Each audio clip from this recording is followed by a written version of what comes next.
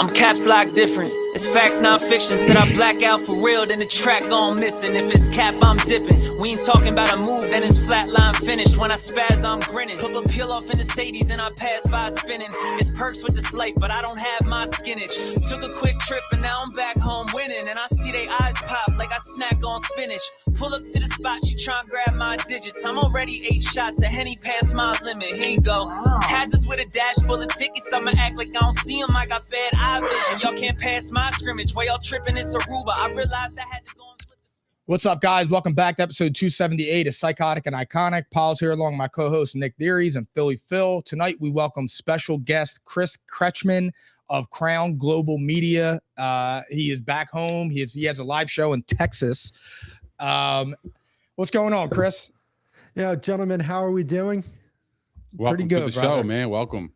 Thanks for coming I on. want to first start off by saying thank you very much. I want to first start off by saying you guys are freaking entertaining. You guys crack me up. I think you guys are awesome.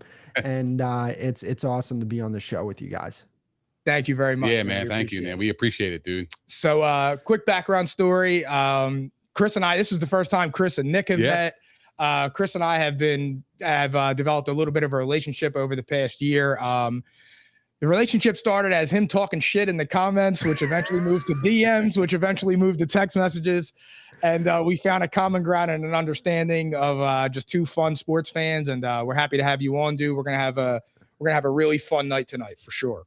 Damn, like Absolutely. the power of social media. Isn't that crazy? That is genuinely how it That's happened, man. dude. 100%. And That's I remember the reel. I remember the That's reel awesome.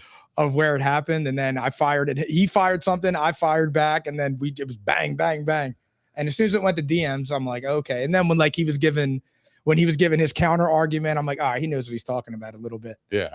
So it's funny because I was taken aback because, and I'm not saying this is all Eagles fans. I'm not trying to attack Eagles fans here.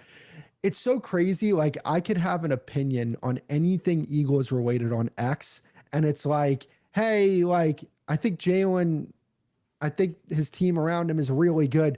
Well, this is why you have a receding hairline. And this is why, and I'm like, yo, man, relax, bro. God damn.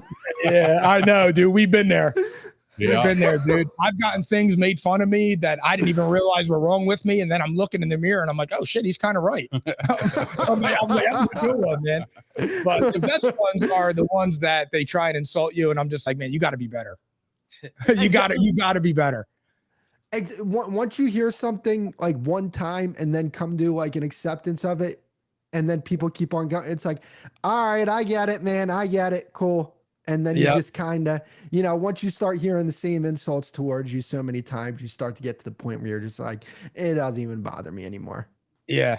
The worst is when they say like, oh, they sell podcast equipment to anybody. Oh these my days. God. I can't stand that shit, yo. Like they always say that shit. It's the worst. They need to make that is so podcast corny. equipment more expensive. Yeah.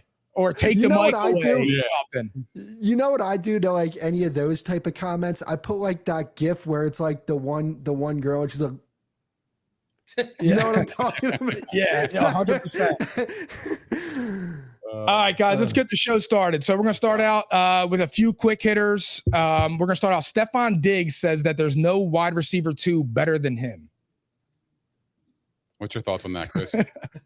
Well, so here's the thing with Stefon DIggs. It's good that he's coming to the acceptance of not being a wide receiver 1. Glad to hear that from Stefon DIggs. Would he be the best wide receiver 2 in football? Absolutely not. I mean, but I don't think he would be that far off, right? Like, if we're being honest, Stefon DIggs did have a good season with the Patriots this year. He was like really good with the Patriots. He was really good. So if he were going to be a wide receiver 2, I mean, where would you rank him? Probably in like the 5 to 10 range, like minimum, right? Like you could argue he would be a top 5 wide receiver 2 in the league. Like there's right no now doubt in my mind about that. You have T. Higgins, you have George Pickens, Puka. Well, or Devontae. Yeah, Devontae. Who? But see, that's what I'm saying now. Like we're starting to get to the point where it's like those 3 are out of the way, and then we start to say like, okay, now we're gonna ask questions about which one. I got one for you. Yeah, Michael Wilson or Stefon DIggs. Diggs.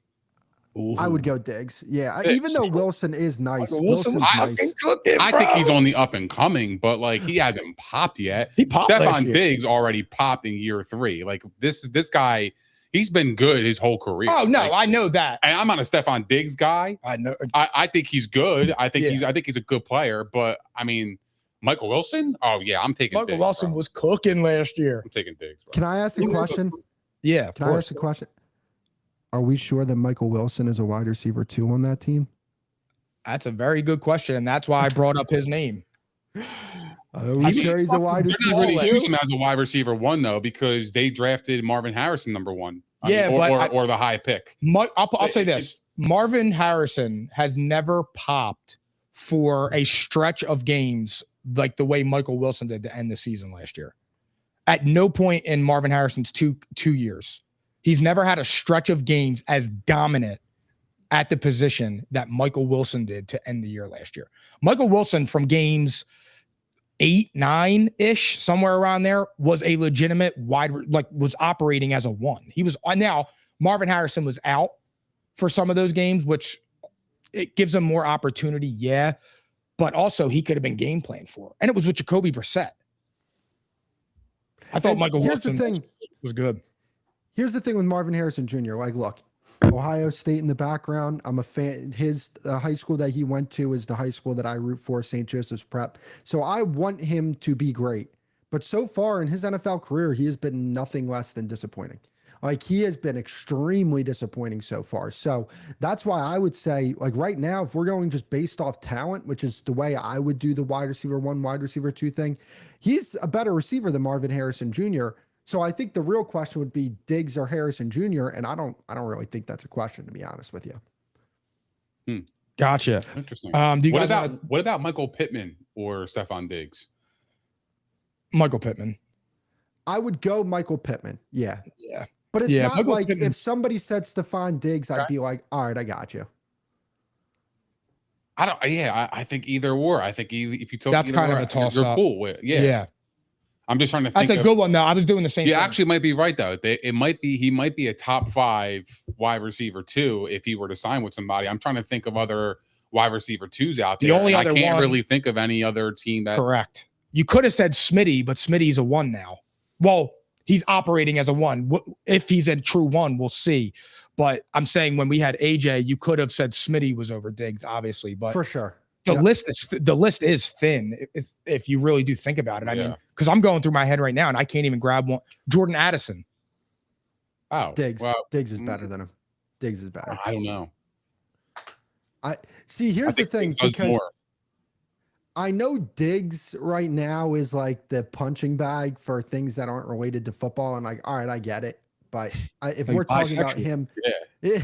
if we're talking about him on the field, I mean, like, let's be honest, the dude could still play at a really high level. It's just whether or not he's going to be able to be on the field, because some of the stuff that's coming out, like, look, I don't care which way you go, but like some of the claims that guy is making are pretty wild. Yeah, And come if on they and come bust out to be this. true, yeah, if they come out to be true, like, and not even when it comes to that, because it's like if you were to go through some of these athletes like DMs and some of the DMs that they've sent out, that's probably not even in the top 200 of craziest shit that you've seen. I don't know, bro. Telling a grown man to come over so you can bust All his right, ass. Well, That's from crazy, that yeah. context, sure. From that context, yes. But I'm just saying, like, I knew what you're saying. No, that's real Yeah, fun yeah. stuff. Yeah. I that honestly, that might be a top of the list the more I think about it. But okay, so Stefon Diggs is probably a top 5 wide receiver too, but he's not. He's close, He's yeah. not the leader. But I do agree the list is short, and he's definitely in that premier group. If you're in that 5, he's definitely around that 5 mark. I would probably agree with that. Yeah. Yeah. Kris, your team, Cowboys, DN, Charles Snowden suspended for 3 games by the NFL for a DUI. It's been a relatively quiet offseason for the Cowboys. It is. Yeah. Like, even with all the pick and shit with him playing on the franchise tag, which I'm shocked about, but good for him, good for Dak, good for Jerry, just good for the Cowboys in that sense, because it's like, finally, you don't have an offseason of Zeke showing his dick to someone, Dak getting beat up at a tailgate or something. Well, Dak did end his engagement. Yeah, but I mean, true, but I'm saying like, but is that a big story? I don't think last it's year a big the whole story summer where, was dominated by Micah Parsons until he got traded. Like it was every single day. It was like the LeBron coverage right now. Yeah, Micah watch. God. Micah watch, yeah. And I mean, and injury aside, but the Cowboys dodged the bullet on that. Like he's not a $48 million player. You can't do that. And you want to know what? I'll give you guys something when it comes to Micah Parsons. They were the person in that building that wanted to sign Micah Parsons the most was Jerry Jones. But then, because for years, people in that building were telling them, hey, we need to reconsider signing Micah. We need to reconsider giving him the type of contract that he wants.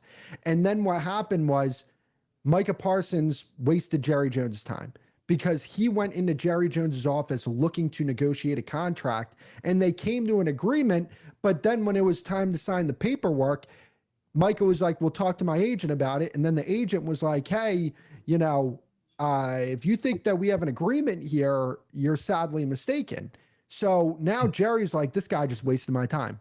He came into my office to negotiate the whole entire time knowing that he's going to send me back to his agent. And with somebody like that, with Jerry Jones, the reason why that guy is a multi-billionaire is because he does not waste time. And he felt like his time was wasted. And then everything after that with not showing up to OTAs, being a hold-in at training camp. Sleeping on the fucking stretching table. That was the end of the line. And that was the end of the line. And Jerry was just like, all right, like I'm on board with you guys. Because remember, CeeDee Lamb held out the year prior, but he just held out. He didn't make any noise. He didn't go to training camp. He didn't do anything. Just held out. Hey, look, I'm going to get this money regardless.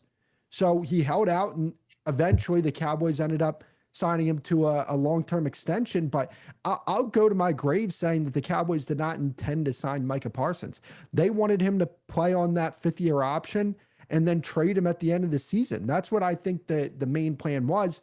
But I think David Mulugeta and Athletes First were like, we're not doing that. You're going to trade us. You're either going to extend us, trade us so we can go get extended. We're not waiting until the end of the year, because that was his fourth season in the NFL, right? So you're eligible for an extension after 3. He played that season, and it was kind of like cutting the Cowboys some slack, because David Mulugeta and Athletes First, they were just like, hey, look, we know you got other contracts you have to worry about. Next year, we'll get this settled. And then the next year came, and it didn't get settled, and that's what happened.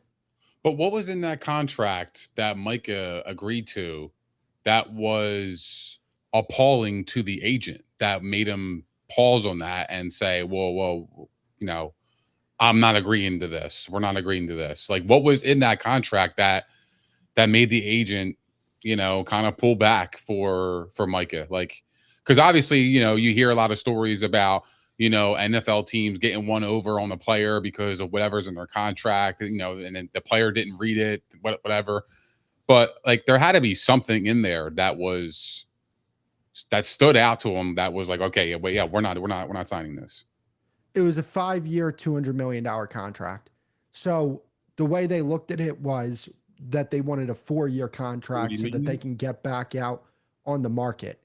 A 5-year contract is a lot different, because now that's 1 year later that you can go. That's 1 year later that you could test the market and get another contract. But not only that, think about it like this, right? If he were to sign for $40 million, look at the contracts right now. You had Aiden Hutchinson, I think, at $45 million.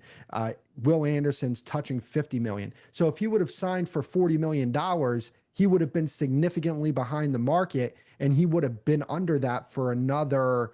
I mean, last year was his 5th-year option year, so this would have been year 1 of that 5-year contract. And you see Will Anderson getting damn near $50 million. I think he might have gotten $50 million a year.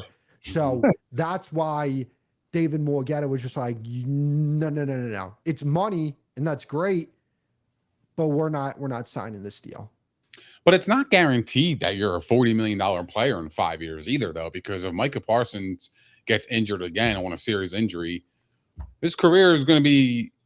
Oh, if he has another ACL or an Achilles, I mean, he's done. That's hard to recover from back-to-back years. So he's only got a couple more lives in the chamber. Like, and honestly, like for a successful long career and being worth what the Packers gave up for him. Oh yeah, like it's so far beyond. Like he has to be healthy is number one. well, that's why he's not even playing at a high level too. But like at the same time, it's like. It's not guaranteed you're worth $40 million in 5 years. Obviously, the market is increasing because the cap is increasing. I get that, but injuries happen, and then now you're on a prove it deal.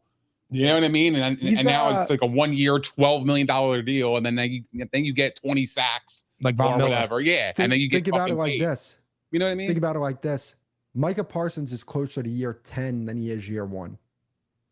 Think about that. This is going to be his 6th season in the NFL. Yeah. And the craziest thing is like the Packers, he's not even playing until I think that their rule is like the first week of 6 November. Weeks, I believe. 6? Okay, yeah, so mid-October. I mean, that's but let's be real though. Like Michael Parsons is fucking good, bro. He is. He's a good, outstanding player. Man. Oh my God. Every time I watch the Cowboys, that guy was flying off the screen. He was always near the ball. Like I think me personally, I think Dallas wanted to actually sign him. Of course. Because like they invested a lot in him. Anyway. And Jerry likes to sign his people. Oh, for sure, dude. So like I think they really wanted him back, but I just think the price tag the juice wasn't worth the squeeze. Yeah.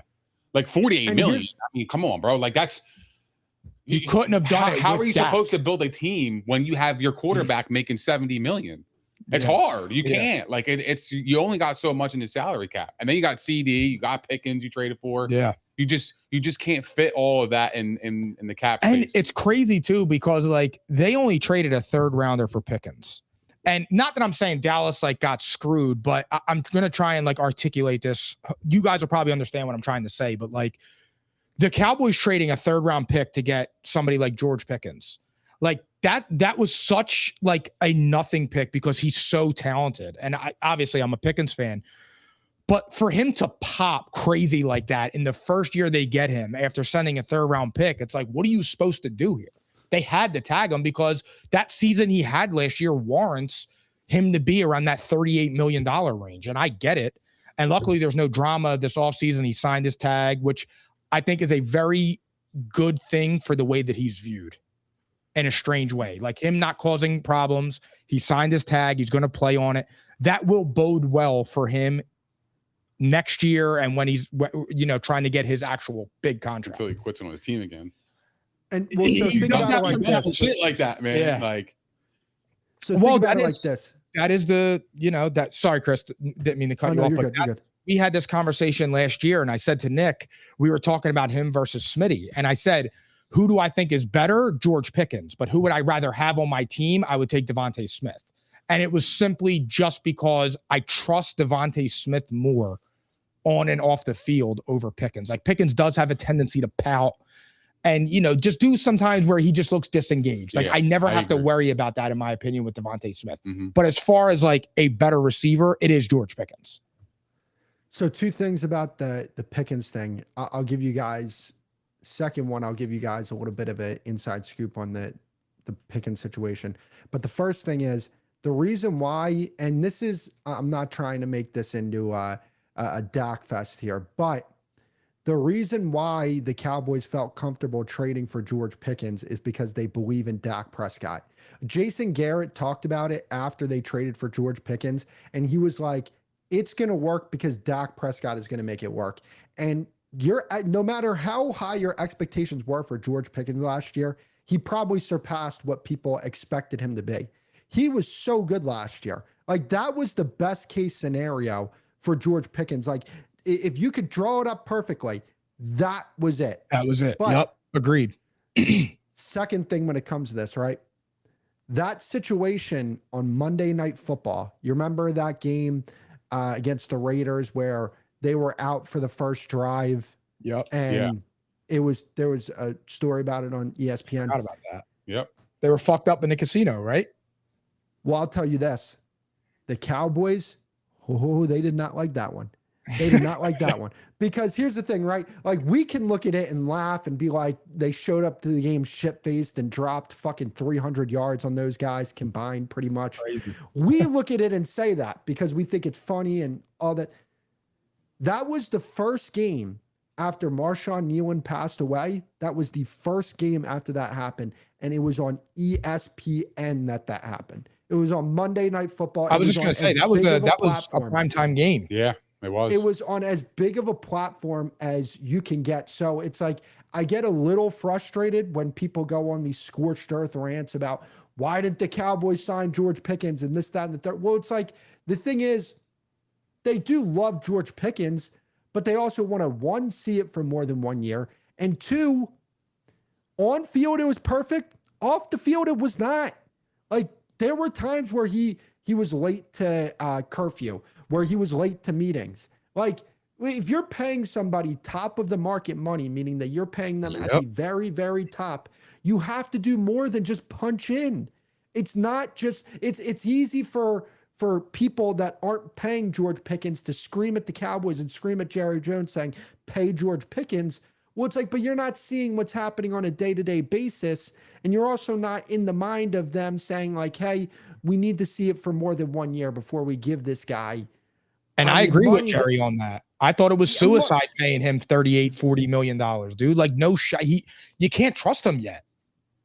You can't do that. And that's what it comes down to. Yeah, but why not trade him? Go flip him. Because he's important. I'll tell you this as well. So George Pickens went out, his camp went out to the market to try and get a deal that they were looking for. By the way, George Pickens is not signing for anything less than $40 million. So I don't know if teams weren't interested in trading for George Pickens and signing him to a certain price tag, but no team was interested in trading for George Pickens and paying him $40 million a year. And I do kind of see where he's coming from with this, because when he got traded to the Cowboys, Mulugeta and his camp were just like, hey, we're good here. We don't need a contract extension. We'll revisit this next year.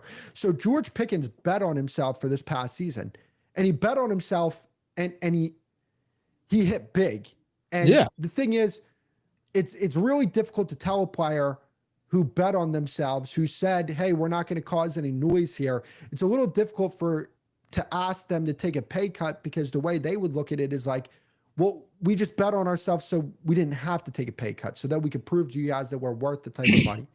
But I think it's okay the way they're going about this. And I think, hey, look, franchise tag, see what happens. And hey, maybe we're looking at this next year saying like, hey, George Pickens is the guy in Dallas. And maybe a year or two down the line, sign George Pickens next year. And then maybe a year or two down the line, if you're really having trouble fitting these contracts into your salary cap, then maybe look at trading CeeDee Lamb.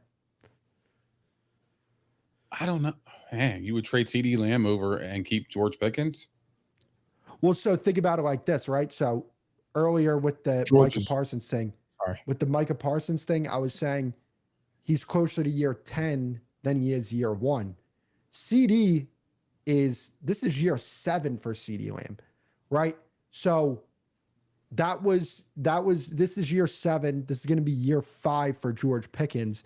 But I only think George Pickens is like 25 years old, if I'm not mistaken. He's a baby. He's still really young. And like my thing when it comes to the wide receiver position, I value the X position. Like if I'm building a football team, I want somebody that can play on the weak side of the formation and command double teams on the outside like George Pickens can. What's crazy is George Pickens was double teamed more this past season than CeeDee Lamb was.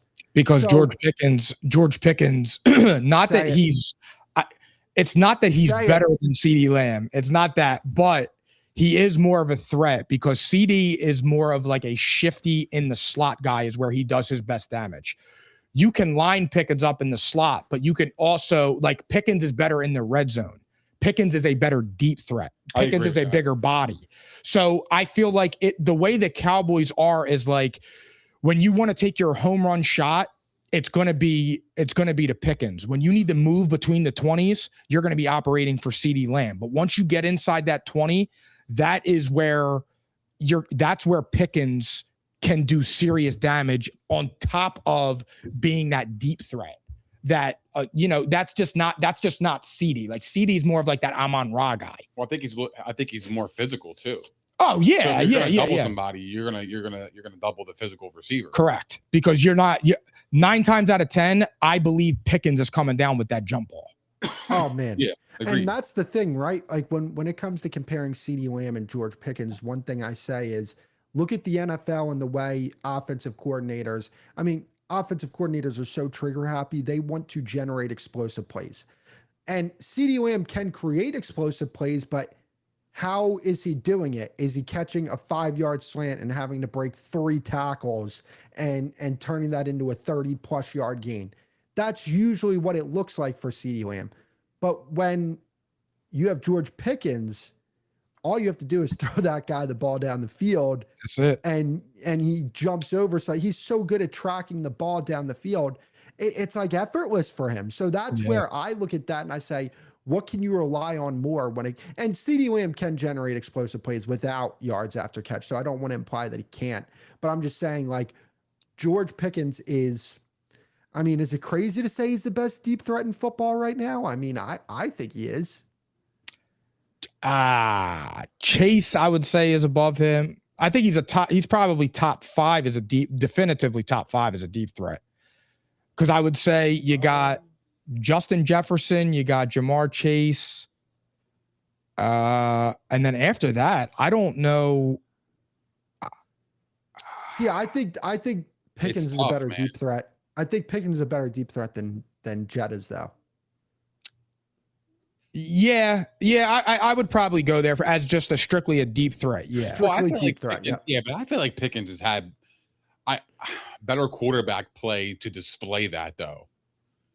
What do you mean? Like, feel like, you know what I mean? Like, I feel like Justin Jefferson over the last couple of years. Oh, that is fair. Like we are a prisoner of the moment right now. Like Justin Jefferson in his early years, he was amazing. Like we're talking about Justin Jefferson. He's arguably the best wide receiver in the league, and we still talk about him to be the best, even though last year wasn't his best. Yeah. And the reason for that is because you've seen it.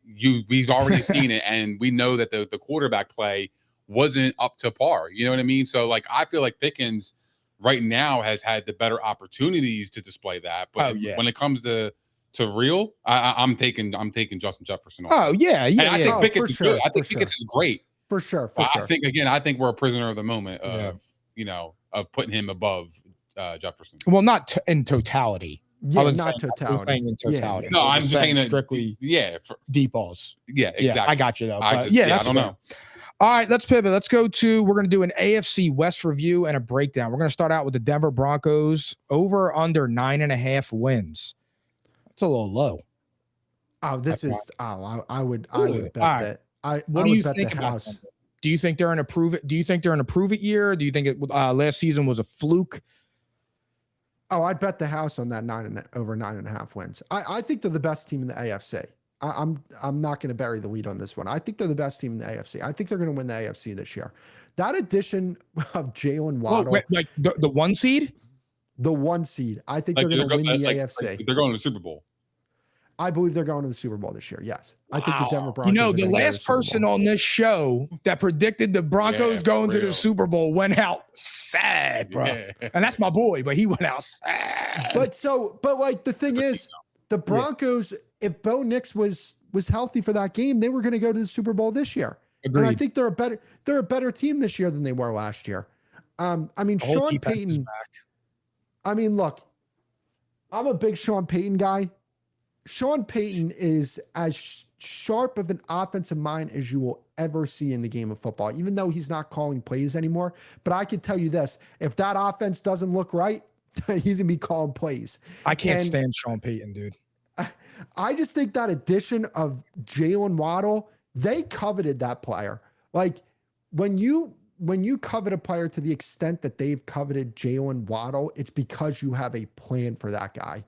And that guy is going to have a monster season this year with Sean Payton. And I think Bo Nix is an all right enough quarterback that if he has a really good play caller, which he has, if he has the weapons, which I think he has now, and he has the offensive line. Like, here's the thing. So somebody that I work with went to the offensive line mastermind summit with Duke Manyweather. Duke Manyweather is Lane Johnson's right hand guy. Like that's his trainer. So Quinn Miners from the Broncos was there. And this stuff that the Broncos do from an offensive line perspective, like they don't get talked about enough with how freaking good their offensive line is. And it's because they have different type of minds in there.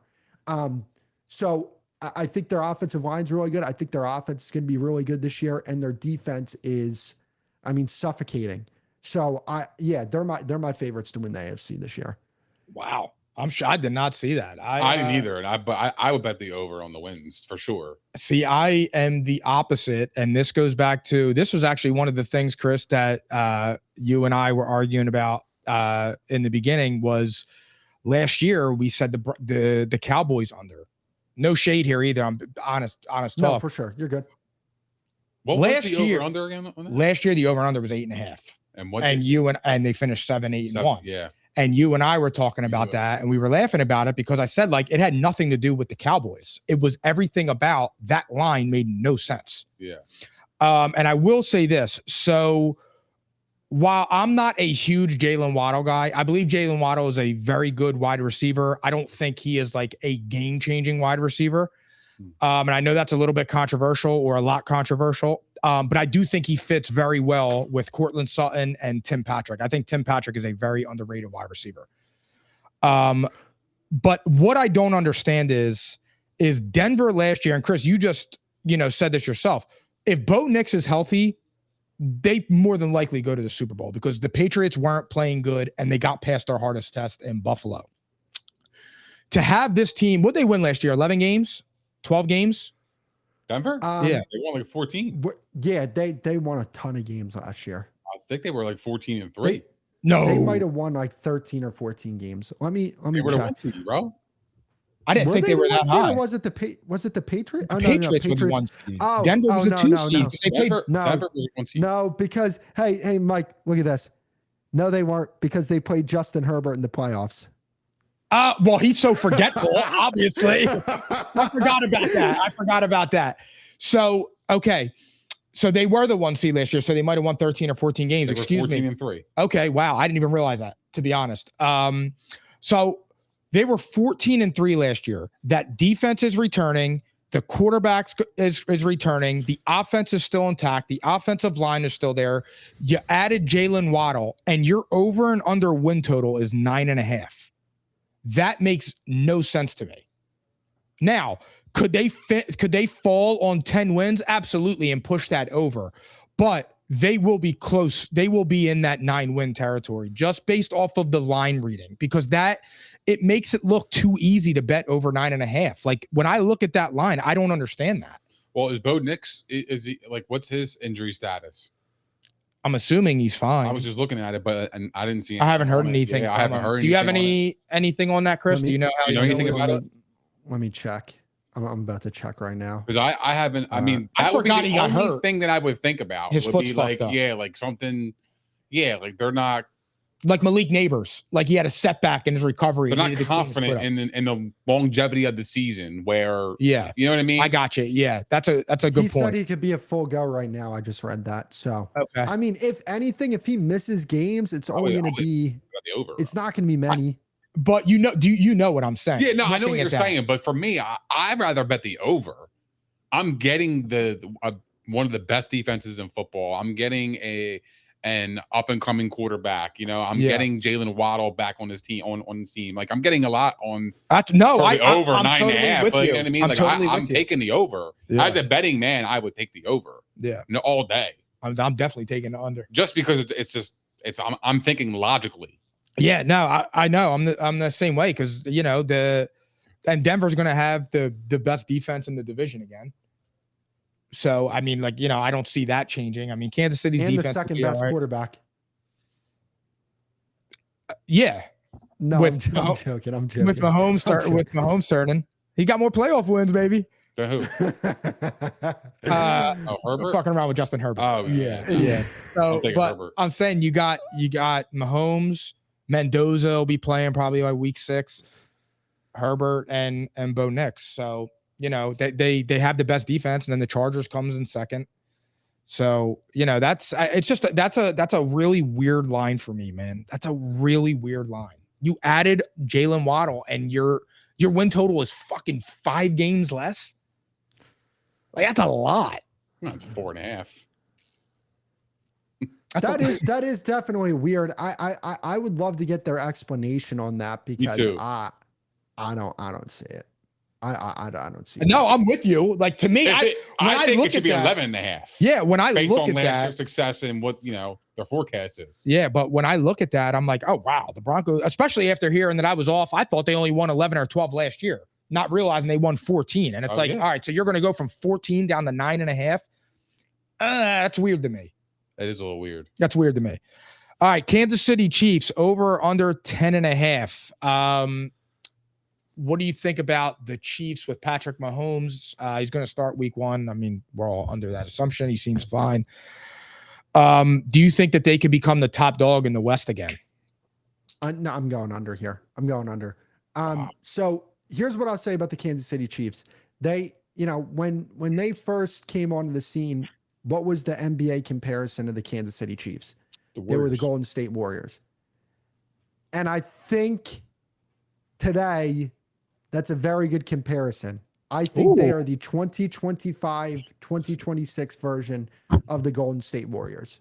That's how I feel about that team. I mean, look, as quiet as it's kept, and this is why, like, when I say I feel like the Eagles are the most well-run franchise in the sport, and people counter with Kansas City, I vehemently disagree with them.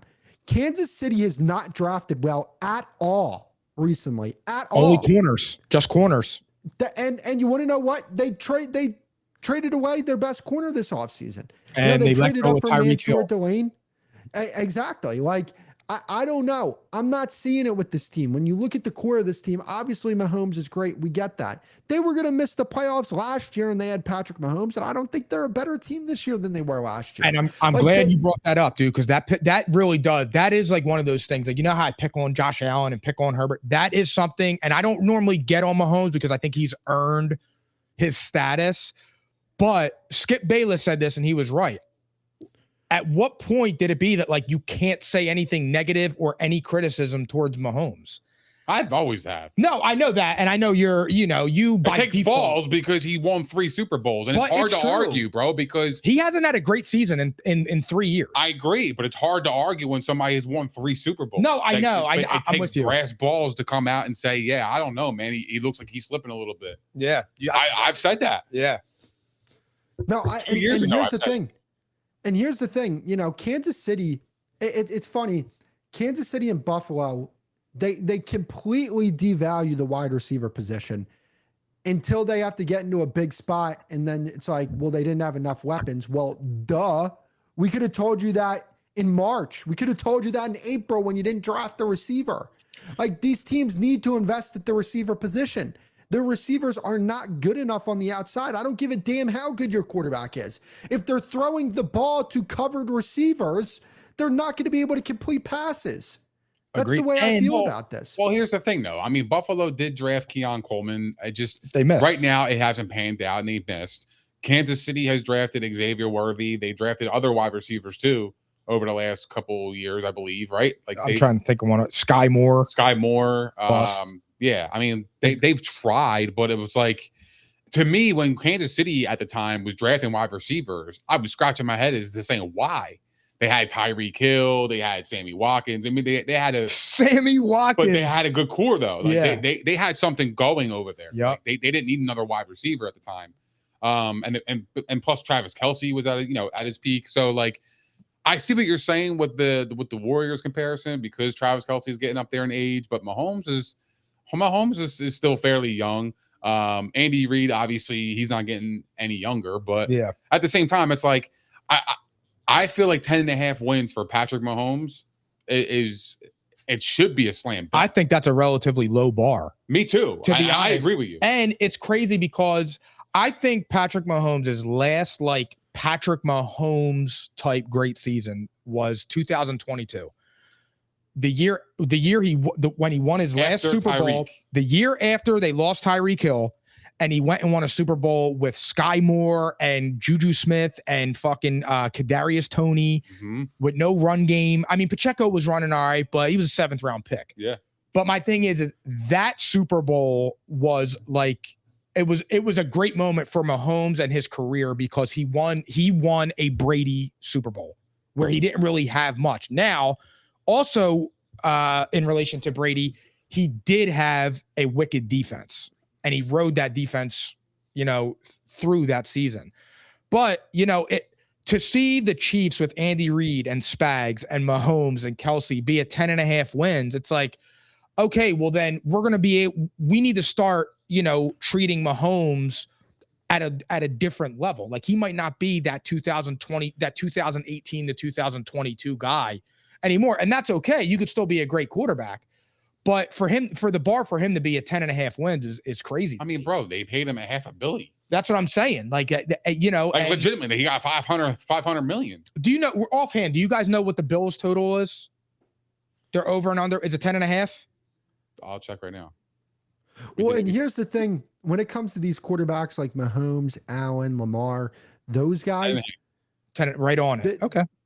The thing is with those quarterbacks is that you're starting to see a little bit of slippage with both Lamar and Patrick Mahomes, right? You didn't really see it with Josh Allen, but I wonder how this crop of quarterbacks are going to age. Because these are guys that are, now I wouldn't say Mahomes as much, but I would say Mahomes pretty much like his athleticism and the way he's able to deliver the ball from different arm angles and his arm strength, all that stuff is what makes Patrick Mahomes, right? Yes. I wonder how this crop of quarterbacks are going to age. I don't think they're going to age like the previous crop where you talk about guys like Brady and Rodgers and Breeze, and I don't think they're going to age. I don't think they're going to age like that. Like I think Lamar. I think people have been a little too far with the Lamar disrespect, but look, like Lamar did not look like the same guy last year running the football, and it is. I know a lot of analysts will say like, well, don't look at Lamar as just a running quarterback. Well, it's like, okay, we don't look at him as just a running quarterback. But to say that his running ability isn't his greatest strength is a flat out lie. He's the best runner of the football that we've ever seen from the quarterback position. And because he's so good at running with the football, it makes him better as a passer. Like the fact that he's taken such a step forward with his pocket passing, part of it is because, yes, he's gotten better as a pocket passer, but he is also really good at running the football. And it's not slander, it's not disrespect to say that he's fantastic with running the football and that's his greatest strength. He's not a better passer than he is a runner, because if he was, he'd be one of the greatest passers of all time, and he's just not that at all. I agree. And to touch on that, and I'm gonna bring up my guy here, but we talked about this before, and I said the same thing with Jalen Hurts. If you're gonna tell me that Jalen Hurts isn't going to use his legs, he's gonna age poorly, because that is such a big proponent of what makes Jalen, and that is what makes Lamar. Hell, Josh, that's what makes Josh. The use of their legs. Those are, like I said, there's always been a difference. There are quarterbacks that need to run, and there are quarterbacks that can run. Justin Herbert is a quarterback that can run. Jalen Hurts and Lamar Jackson are quarterbacks that need to run. Well, then that's where you got to transition, though. And we talked about this too. Like, I think the quarterback that pops in my mind, and you'll like this, Chris, is Dak. Early on in his career, like Dak was running. He had like McNabb. He was great. Yeah, like he actually had to worry about that. Then he got hurt. And the injury started stacking up, and it became more of a pocket passer. Not that he was ever a bad pocket passer, but he got better as the years absolutely as he aged, because he had to rely on that. And now, if you look at him, he's one of the best pocket passers in the NFL, because he had to grow into that into that role as a quarterback. Yeah. So for me, it's like, yeah, like, I mean, you have to transition well, though. Like, well, it's difficult. And the reason that I made the McNabb comparison is because when McNabb was young, McNabb moved. He was running just like Dak. But the problem is that you can see the work that Dak put in on his pocket passing. McNabb, for as good as McNabb was, you know, he never was an accurate thrower. And it always screwed him up because once he lost his athleticism, he could beat you from the pocket, but he couldn't beat you from the pocket. Like, you know what I'm saying? Like, that wasn't what McNabb did, and he never improved at it.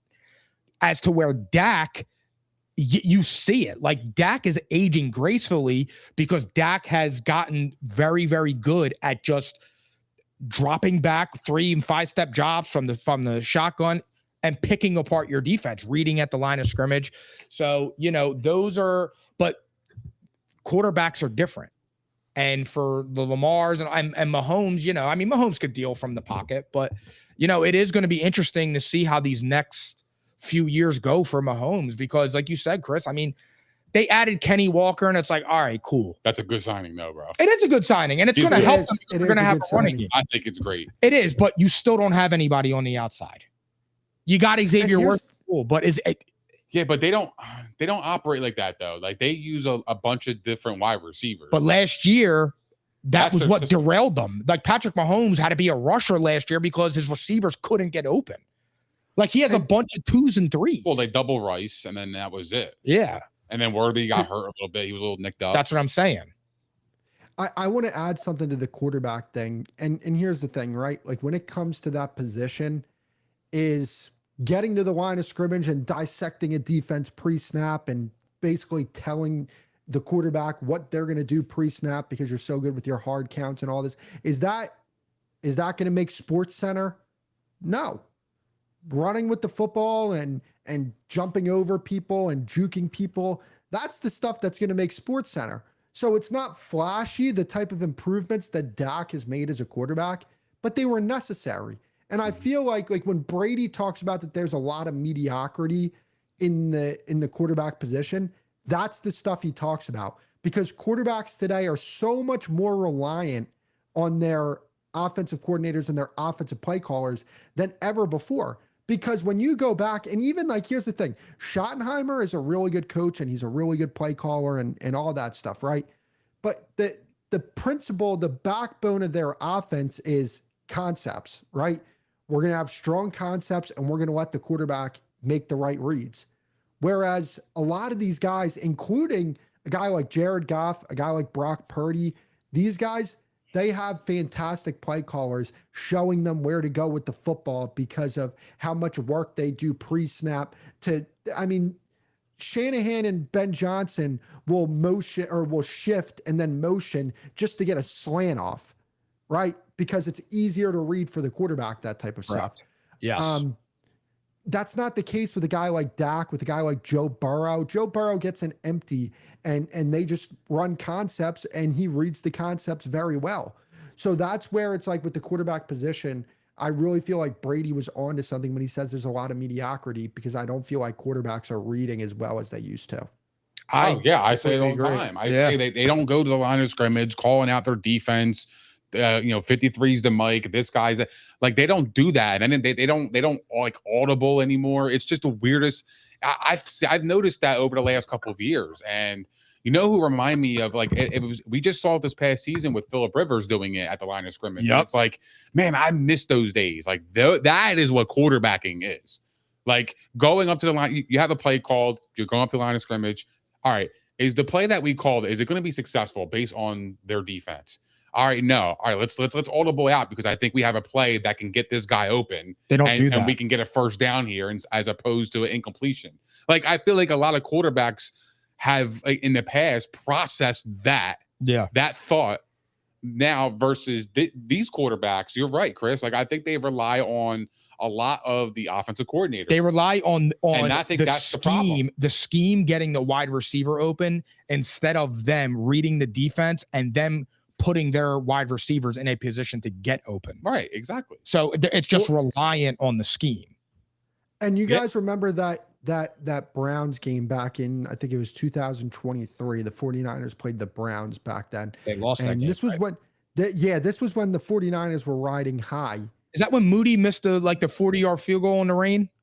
Oh, yeah. Well, and so but here's the thing, right? What Cleveland saw what San Francisco was doing with how successful they were in the middle of the field.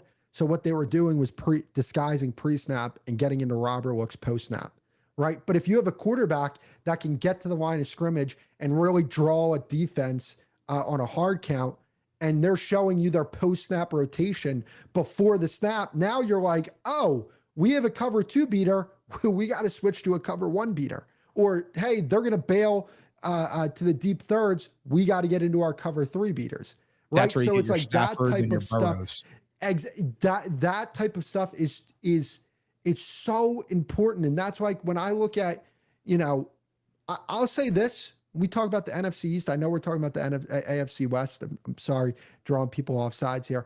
But this is why I actually think when you rank the quarterbacks in the NFC East, I have Jalen over Jayden Daniels, because I think Jalen, although he's not like a commander pre-snap, he's better than what Jayden Daniels is, right? Like that type of stuff matters to me. Where it's like I look at the rest of the quarterbacks in the division, Daniels and Dart, and I just say, I think they're really good athletes. Are they really good quarterbacks? I don't know about that. Yeah, it's going to be an interesting. The NFC East is one of the hottest divisions in football this year, because there are so many storylines within every single team. Like with the Cowboys, you have a revamped defense. Are they going to make the playoffs? Are they going to fight for the NFC East? The Eagles, you got Sean Mannion, you got Jalen Hurts, you lost A.J. Brown. Can Devontae Smith be a 1? Can Jalen Hurts come back off a down year? Jackson Dart and John Harbaugh, what are they going to be? When you get Malik Neighbors back, is Cam Scatterbo for real, or is he just going to get beat up because he's too small? Jackson Dart, can he stay healthy? Is he going to be the face of the Giants now and not just the aura that he brings? Jayden Daniels, can he stay healthy? What are the Commanders going to be? So I feel like there's so many like little stories throughout the NFC East that, quite frankly, every single team in the NFC East, like every quarterback, every head coach, they're all under a ton of pressure for so many different reasons. When you look at it, I mean, it's true. All 4 teams. I agree. And I just feel like the expectations are just so high, but they're also so unreasonable. Bro. Absolutely. Like even though they might exceed expectations from the outside public, inside that building, if they don't win the Super Bowl, that shit is a failure, man. Oh, yeah. You know what I mean? Like, it's just... I have a question for you guys. Have you guys seen Jackson Dart on a football field this offseason? I mean, like, I feel like I'm the only person that's talking about. I haven't seen him on a football field. I've seen him on. I saw him throw a dot to that dude on the fucking jet ski. Yeah, I did see that. I've seen him. But exactly, yeah, exactly, but not on a football field. Yeah, he introduced Trump. I thought not on a football field. This guy's everywhere but the football field, and I'm like, man, you're acting like you made it when you have not. Like, Chris, that is a good point that I didn't think of. Like, here's the thing, right? You don't see look at it, and this is where, for as much as Eagles and Cowboys fans shit on the opposing quarterback, they're very much alike in a lot of different ways, right? Well, in a lot of the same ways. Both these guys are glass-eating football players. Like, they're glass eaters. Football is their life. They live, breathe, and sleep football. You don't see these guys at the Met Gala. You don't see these guys at the World Cup or whatever it may be.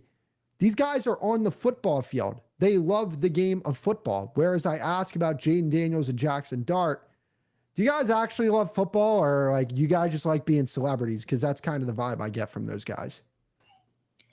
Well, it's kind of the vibe I got from Trevor Lawrence when he made that comment a couple years ago. Remember when he said, I forget what he say? Oh yeah, I know exactly what you're talking about, because we were laughing at, because I said at that moment, exactly like what it was.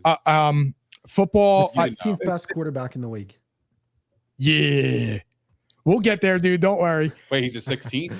That's what according to ESPN. He said something like football is not the most important thing. That's right. Yeah, he did say that. That's what he said. And I cannot stand the cop out of that. Like, oh, if I'm just remembered as a football player, I didn't accomplish my goal. There it is. And it's just like, but I understand it though. No, I get it. But as a football player, he's supposed to say the opposite. But I understand where he was coming from. I mean, look, your health is more important than fucking football. So yeah, like everybody knows that. No, and I know, but I know what you're saying. Like as a football player, and I agree with you. He should have said football is the most important thing to me in my life right now. He should feel that. Like when I look at, like, I don't know. Like I feel like the guys that are so worried. The issue is that how do you know he's not wise beyond his years? Like how do you know that? I could tell. I don't know, man. Because here's the thing. When these guys, I feel like, are so image conscious and so worried about their brand and so worried about all this other shit. And it's just like, when you look at it, it's like, maybe it's just like, I don't know, maybe I'm getting old or something, because it used to be to me, like, these guys loved football. Like I want to, like Caleb Williams said it. I want to be known as the best quarterback. I want to win, 8 Super Bowls. When, Justin Fields skipped dinner with his parents so he could study his playbook and was fucking garbage. He can't go out, and you can't go out to dinner with your family. Yeah, I get it. I would hate to see how bad he would be if he went to dinner for 2 hours. That stuff bothers me, because I don't feel like it's, there we go. I don't feel like it's genuine. I feel like it's a show. Well, yeah, I think in fairness, it kind of has been. This bug is driving me fucking crazy. I feel like in fairness, it kind of has to be though, because I think like their representatives, the it's a cop out. I don't think it's a cop out. I think they're just adapting. I do. I think they're adapting to the reality of where we live in today's society. It is all about your brand. That's how you get paid.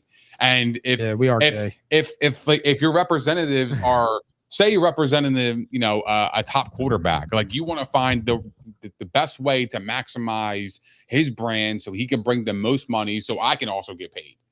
Like everybody's in it for themselves too, but they're also looking out for each other. And I think we're just adapting to the new way of athletes promoting themselves. Like I really do. I don't think like, oh yeah, like me going to the gym for 7 days a week, for 2 days every single day, is going to change anything or perception of anybody. Like, I don't think that's the sexy thing anymore.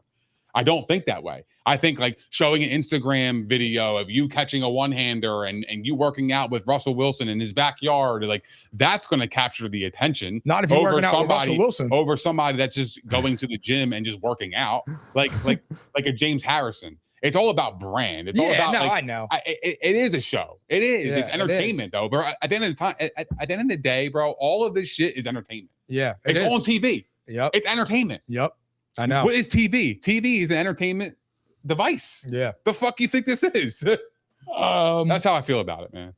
All right, back on track. All right, Los Angeles Chargers over under 10.5.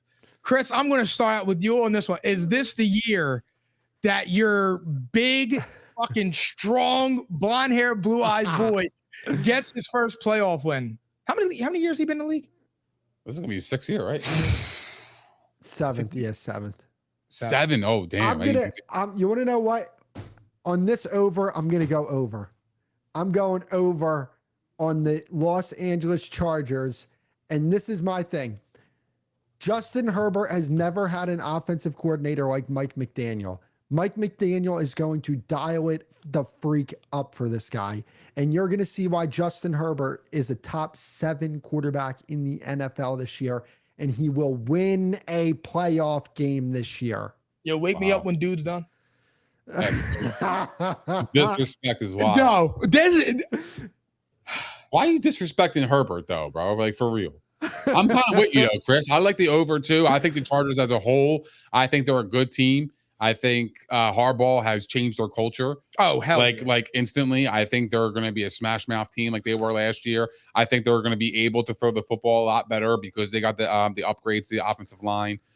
Their defense is going to be a little bit better. I think the Chargers are going to be a really, really solid team. Well, if they lose their tight end too, they're going to be in trouble. They can't get any injuries. Oh, well, I mean, come on, dude. I mean, look, I think the world of Herbert. I think Herbert is the prototypical quarterback of any quarterback or any GM wants in a draft. I think that is the guy that you want. He just hasn't gotten it done. And that happens too. I mean, like we talk about all the time. Peyton Manning did the same shit. We didn't call Peyton Manning a bust. We called him like, holy shit, he's fucking awesome. He's just a choke artist. Call him a choke artist. Yep. Okay. Justin Herbert, two things can be true. Justin Herbert can be a really good quarterback, and he can be a choke artist. Yeah. Those two can exist. Yeah. I agree. No, look at Tony Romo. Well, and you want to know what? I want to go there for a second because I want to ask you guys this question. Hold on. If Justin Herbert is Tony Romo, he is one of the biggest draft busts. Disagree. Ever. If he's Tony Romo, I would say he's the most overhyped. I would say he's the most overhyped, but not Tony. Not, if not, he's not Tony Romo, Tony Romo was hold on. Tony Romo was an undrafted quarterback out of and he was Eastern good. Michigan. And he was good. He was good. He was awesome, actually. If he was the number one overall pick, he'd be a home run number one overall pick. Romo. No. I know that, but my that probably came out wrong. My thing is that Tony Romo doesn't have a signature playoff moment. Tony Romo's signature. I was just going to say that Tony Romo's signature playoff moment is the pop snap, and his other moment is tied to Dez Bryant. Which was a catch, by the way. I agree, but I love that it wasn't a catch because they had a real shot that year. But whatever. My thing is with that statement about Romo is Romo doesn't really have anything positive in his playoff tenure to look to. And if Justin Herbert never has that, for the way that Justin Herbert is talked about, they don't go together. Well, and think about it like this. Let me ask you guys this question, right? What did you guys think of Phillip Rivers? Like, I know we're speaking in hindsight now, but I mean, what was Phillip Rivers? Phillip Rivers was a playoff choker. Phillip Rivers was a playoff choker by relative. Thanks. Hall of Fame quarterback. By people, if he was playing in today's game, people would call him a choke artist, right? Or they would say he can't get the job done. Mm-hmm. So let me ask you guys this question. We have Phillip Rivers and Justin Herbert are two quarterbacks that are considered choke artists or guys that haven't won the big game, right? Then you go to the Cowboys, you have Tony Romo, guy who you say hasn't won the big game, and same thing with Dak. Do you guys kind of get where I'm coming from here? Like, I start to ask the question, like, why are all these quarterbacks who we consider pretty fucking awesome, why can't they win the big game? It's because of the organizations that they play for. Like, yeah, those organizations do some good things, but overall, like, do they run their operation like the Rams or like the Eagles do? No. Like, when was the last time we could say the Pickens trade for Dallas? Sure. But outside of that, when was the last time Dallas has made like a splash move? Same thing with the Chargers. When was the last time the Chargers? 2021. Well, was the last time that here's the pushback. What year did hold on? What year did the Cowboys trade for Amari Cooper? 2018. 2018. Yeah. So almost 8 years ago. Well, here's exactly the that. I'll give, though. I'll get pushback on that because here's the thing. Like, I know what you're saying, but Joe Burrow went to the Super Bowl, and I would argue that team was meh. I think, but Joe Burrow carried that squad to the Super Bowl.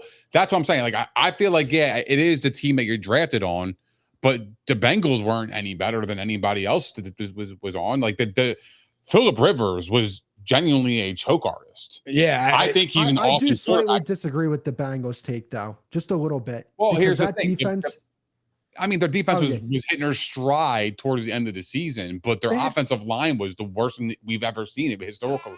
That defense was catching on because Lou Aranoma was doing anything special. But at the end of the day, bro, the fucking cornerback was Eli Apple. I agree. But I would say this though. To be honest with you, that was not a pass interference on Cooper Kupp. Oh no, hell no! They got hosed on that, but for sure. Yeah, that's still drives me nuts. But I don't think Joe Burrow played that well in the playoffs, though. I don't think he played that well in that playoff. Right? I think he played well enough to where, like, bro, like they weren't blocking for him. He got sacked 9 times in the Super Bowl. No, I hear that. And but then I would also say, yeah. Yep. His best game was against the Texans. Yeah. But he was getting sacked 5+ times a game. Like, it's hard to play to your standard when you're always on the ground. Yeah. It's hard, man. I mean, you got the shit beat out of constant pressure. That's a hard place to be. And, you know, I mean, like, eventually it's just, it overwhelms you. And I think that's what happened. But in terms of statistical, in terms of leadership got him to the Super Bowl. He's so fucking awesome. Like Joe Burrow, like that's what I'm saying. Like I feel like he changed the Bengals around very, Oh my God. quickly. His second season, I mean, he tore his ACL in his first season, but his second season they went to the Super Bowl. Yeah. Now, the next 3 seasons they didn't make the playoffs, but like he's a hard quarterback to judge, dude, because like in my opinion, when he's right, he is the best quarterback in football. And that's just right. That is just my opinion. But you know, But bro, he's a hard quarterback to judge. You can argue. You can honestly argue, and I don't believe this.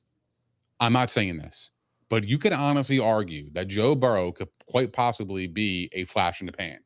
Oh, that's fair. Just looking at success and then the drop off after the Super Bowl because he's too hurt. I'm not saying he is a flash in the pan because the eye test tells me, oh, whoa, that guy, that motherfucker, he's one of them. He's cold. He's a cold motherfucker. Yeah, like he's top 5 cold. Eye test. But achievements, you can honestly say the way that his career has been over the last 4 years or from the Super Bowl appearance to now, I mean, bro, he missed the playoffs 3 years in a row. He can't finish a season. Like that's crazy to me. Like that's a stain on your legacy. Oh yeah. Like to me, like the Super Bowl isn't a great accomplishment, awesome, but missing the playoffs 3 years in a row when you had guys like Jamar Chase on your squad, T. Higgins on your squad, like bro, he's missed. That's a hard place. I get it, but obviously, you know, like it's just that's how the public judges. Yeah. But when you actually know football, the reason why their failures are what they have been over the last 3 years had nothing to do with quarterback play. Nothing. So that's where you separate the public perception versus the people that actually know and watch the game of football. You know what I mean? Yeah, for sure. Oh yeah. Did you have anything to add, Chris, before I go to the Raiders? Oh no, all good. I was just saying defending my Bengals take. Oh, yeah. So what they were versus what they are, you know what I mean? Yeah, no, I mean, look, dude, it's totally valid, and it sucks, man, because like the league is better when you got Joe Burrow playing football. I mean, he's an awesome quarterback to watch, dude. Like that, Joe, dude, Joe Burrow is my guy. Like outside of Hurts, it's Burrow for me. Burrow's my guy. And Herbert. Yeah. Yeah, and Herbert. Like I love me some Josh. I can't wait to watch Justin Herbert. Well, it's funny, Chris, because you brought up Phillip Rivers, and every time I think of like Phillip Rivers, I love Phillip Rivers, and I love Josh Allen, but I'm also leaning on the fear of side of things that Josh Allen could end up being a Phillip Rivers, like we'll see. Awesome stats, great quarterback, did a lot for the franchise, but came up short, and I fear that for him, but I don't want that for Josh because I think Josh is on a different level. Like, I think Josh, to me, at his prime versus Phillip Rivers' prime, is a better quarterback. He could do it all. Josh Allen could do it all. Sure. I've seen that man put that Buffalo team isn't that good, bro. Like, they're okay. They're a decent squad. But what he does for that team, he uplifts them and makes them a Super Bowl contender. But on paper, they're not a Super Bowl squad. They're not. I mean, like, I'm just being honest. They're not. So to me, I think he uplifts that team and makes them better, and that's what makes him elite. That's what makes him the best quarterback in my eyes. See, why you had to say? Why'd you have to go that far? Why is it far? It's my belief. I think he's the best quarterback on the planet. Yo, that's the episode. The fuck it's my belief. Yeah, I do. I think he's the best quarterback. I agree with him. In the world. There ain't nobody better than him. There's not a quarterback. We'll save that for the top 10 talk. Yeah, we should. My bad. See, I was trying to. I'm just getting started, man. I know. All right, let's blow through this so we can get there. All right, Las Vegas Raiders over under 5.5 wins. What do you think? What do you guys think about Kirk Cousins and Mendoza? Give me the over. Give me the over on this one. I think the Raiders are going to be a much better team than they were last year. I mean, you have a year 2 Genti. They worked on their offensive line. I mean, look, let's just be honest. They have the best center in football on their team. I think they've done a really good job with the offensive line. Their defense, you brought back Max Crosby, even though you didn't want to bring back Max Crosby. I think that there are some, I think that they've improved especially on the linebacker. They've improved big time at linebacker. I think Brock Bowers is a stud. We'll see what. Awesome. You know, I think they have some things where it's like, I'm not saying this is a playoff team or anything, but can they win 6 games? Yeah, I think they can. They could be a pain in the ass. And hey, look, they got a really good offensive play caller over there. They do. Oh yeah, I agree. Which is why we talked about this a little bit. Which is why I said, like, I find it. I have to be consistent in my thought process. And last year, I thought that the Lions, I liked their under in their win total because I believed in Ben Johnson. So my thing is I think you're losing a play caller of that caliber. Naturally, I'm going to go with a decline. And for me, I know a lot of the pieces are still in place with the Seahawks. But for me, like somebody like Sam Darnold is a quarterback that needs that elite play caller, like the Kevin O'Connells, the Gary Kubiaks, the Ben Johnsons, the Kyle Shanahans. I think he needs that upper echelon guy to really get the best out of him. And I do worry, you know, I don't know how bad the drop off will be, but I do believe that there's going to be some regression because I believe that Gary Kubiak is a fucking offensive madman. And I think he's going to do really well for Mendoza in Vegas. So naturally, like I said, in being consistent, I do have to look a little bit at Seattle and that offense and wonder, do they slip a little bit? Look, and I get that. And I know what you're going to say, and I completely agree. I do understand what you're saying, and I think it's a very fair thing to say. But obviously, you could say it for Chris, but I'm just saying I want to know. So what I'm saying is that, okay, yeah, like a guy like Sam Darnold loses his offensive coordinator. But my thing is that, like, you think they're automatically going to take a decline. I look at it as, well, I think this is an opportunity for Sam Darnold to show he even grew even more. Because if I learned what I learned from my offensive coordinator and I'm carrying it with me for the next season, there shouldn't be too much of a drop off in terms of what I was taught and how to do my position. So, like, for me, like, I feel like the quarterback doesn't, I look at it differently. Like, yeah. I just feel like, to me, I think the quarterback doesn't take the step back. I think maybe as the overall team in terms of scheme and knowing your team, like, because that's a big thing. Camaraderie is a big thing, and you have to have continuity. But if you have a new offensive coordinator, they got to learn the players. They got to learn what they're good at. They got to learn what they're bad at. They have to learn their team. So, I'll be right back, dude. I got to piss. Yeah, go do your thing. So for me, I don't think that automatically means that you're taking a step back. I differ from Mike in that, or Pauls. I differ from that. No, for sure. I hear what you're saying. Well, that's why I think the Raiders, they're set up to have a bounce back. Where are they bouncing back from? I think they're set to have a little bit of a breakout here because I do think they're going to be better because they're going to be better on the offensive line. That running back is really going to show why he was such a high draft pick. And I thought there was just too much going on with that team last year. I mean, you brought in Geno Smith, who Geno Smith is just an absolute wreck at the current moment. You know, I don't know. I'm a little higher on this team. Again, I'm not saying they're going to fight for the playoffs or anything, but I do think there's things there for Raiders fans to be excited about. And I kind of like that Mendoza isn't going to be starting right away. I do think there is something to sitting behind a guy like Kirk Cousins and seeing how that guy prepares week by week. You know, people can talk shit on Kirk Cousins, but Kirk Cousins was a very solid quarterback over the course of his career. And I think in the right system, he can still get the ball out on time and get the ball where it needs to go. But again, it's going to be very much system oriented. And I think actually the Raiders are going to be very much a system oriented. So yeah, I believe in them. I believe in them to win over 5.5 this year. I love it. I do. I hear what you're saying. I'm going to go under, man. I just feel like, to me, yeah, they got Kirk Cousins, but they got no fucking wide receivers. They got Like Trey their wide Tucker. receivers are garbage. Who Like was to it, me, Trey it's like, Tucker? all right, like if again, like I think teams are going to game plan for Brock Bowers. I fear that he's going to have a Sam Laporta drop off. Whoa. Yeah, I mean, like, bro, like if you're game planned out of it, like statistically, what is he going to put up? I mean, Sam Laporta was awesome his rookie year, then he dropped. Obviously, Brock Bowers was awesome his rookie year. They get a decent second year, I think. In my opinion, but it wasn't a Brock Bowers year that we all expected. Like, I think that there was some meat on the bone on there, but I think it's due to his quarterback play. So is he going to get better quarterback play? Yeah, maybe.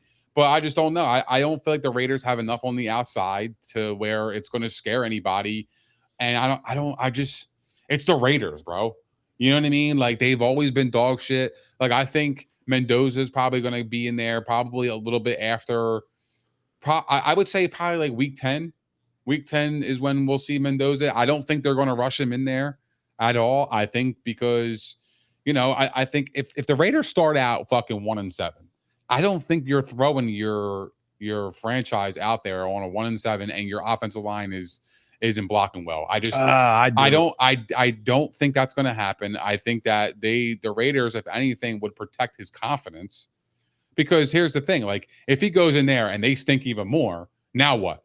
Now, where are you heading into next year? The problem is you took him first overall. Like you're going to feel pressure from your fans. Well, for sure, and shit like that. So it's tough. But for me, I'm probably under as well. I think if they won 5 games, that's a good season for them. Depending on how Mendoza looks, I mean, if maybe he comes in and he ignites them, and he, the shit he was doing in Indiana, transitions, and he moves, and he moves the needle for them. But like, just thinking of that division in totality, man, like if they nail Fernando Mendoza, like that division is fucking tough for the next 10 years. Oh yeah. Like despite what you think about Bo Nix, whether you think he's a game manager or you're a Broncos fan and think he's going to be a star, but Bo Nix is a franchise quarterback. Like he's got the maturity. He can play. I mean, he spent 10 years in college, but he can play.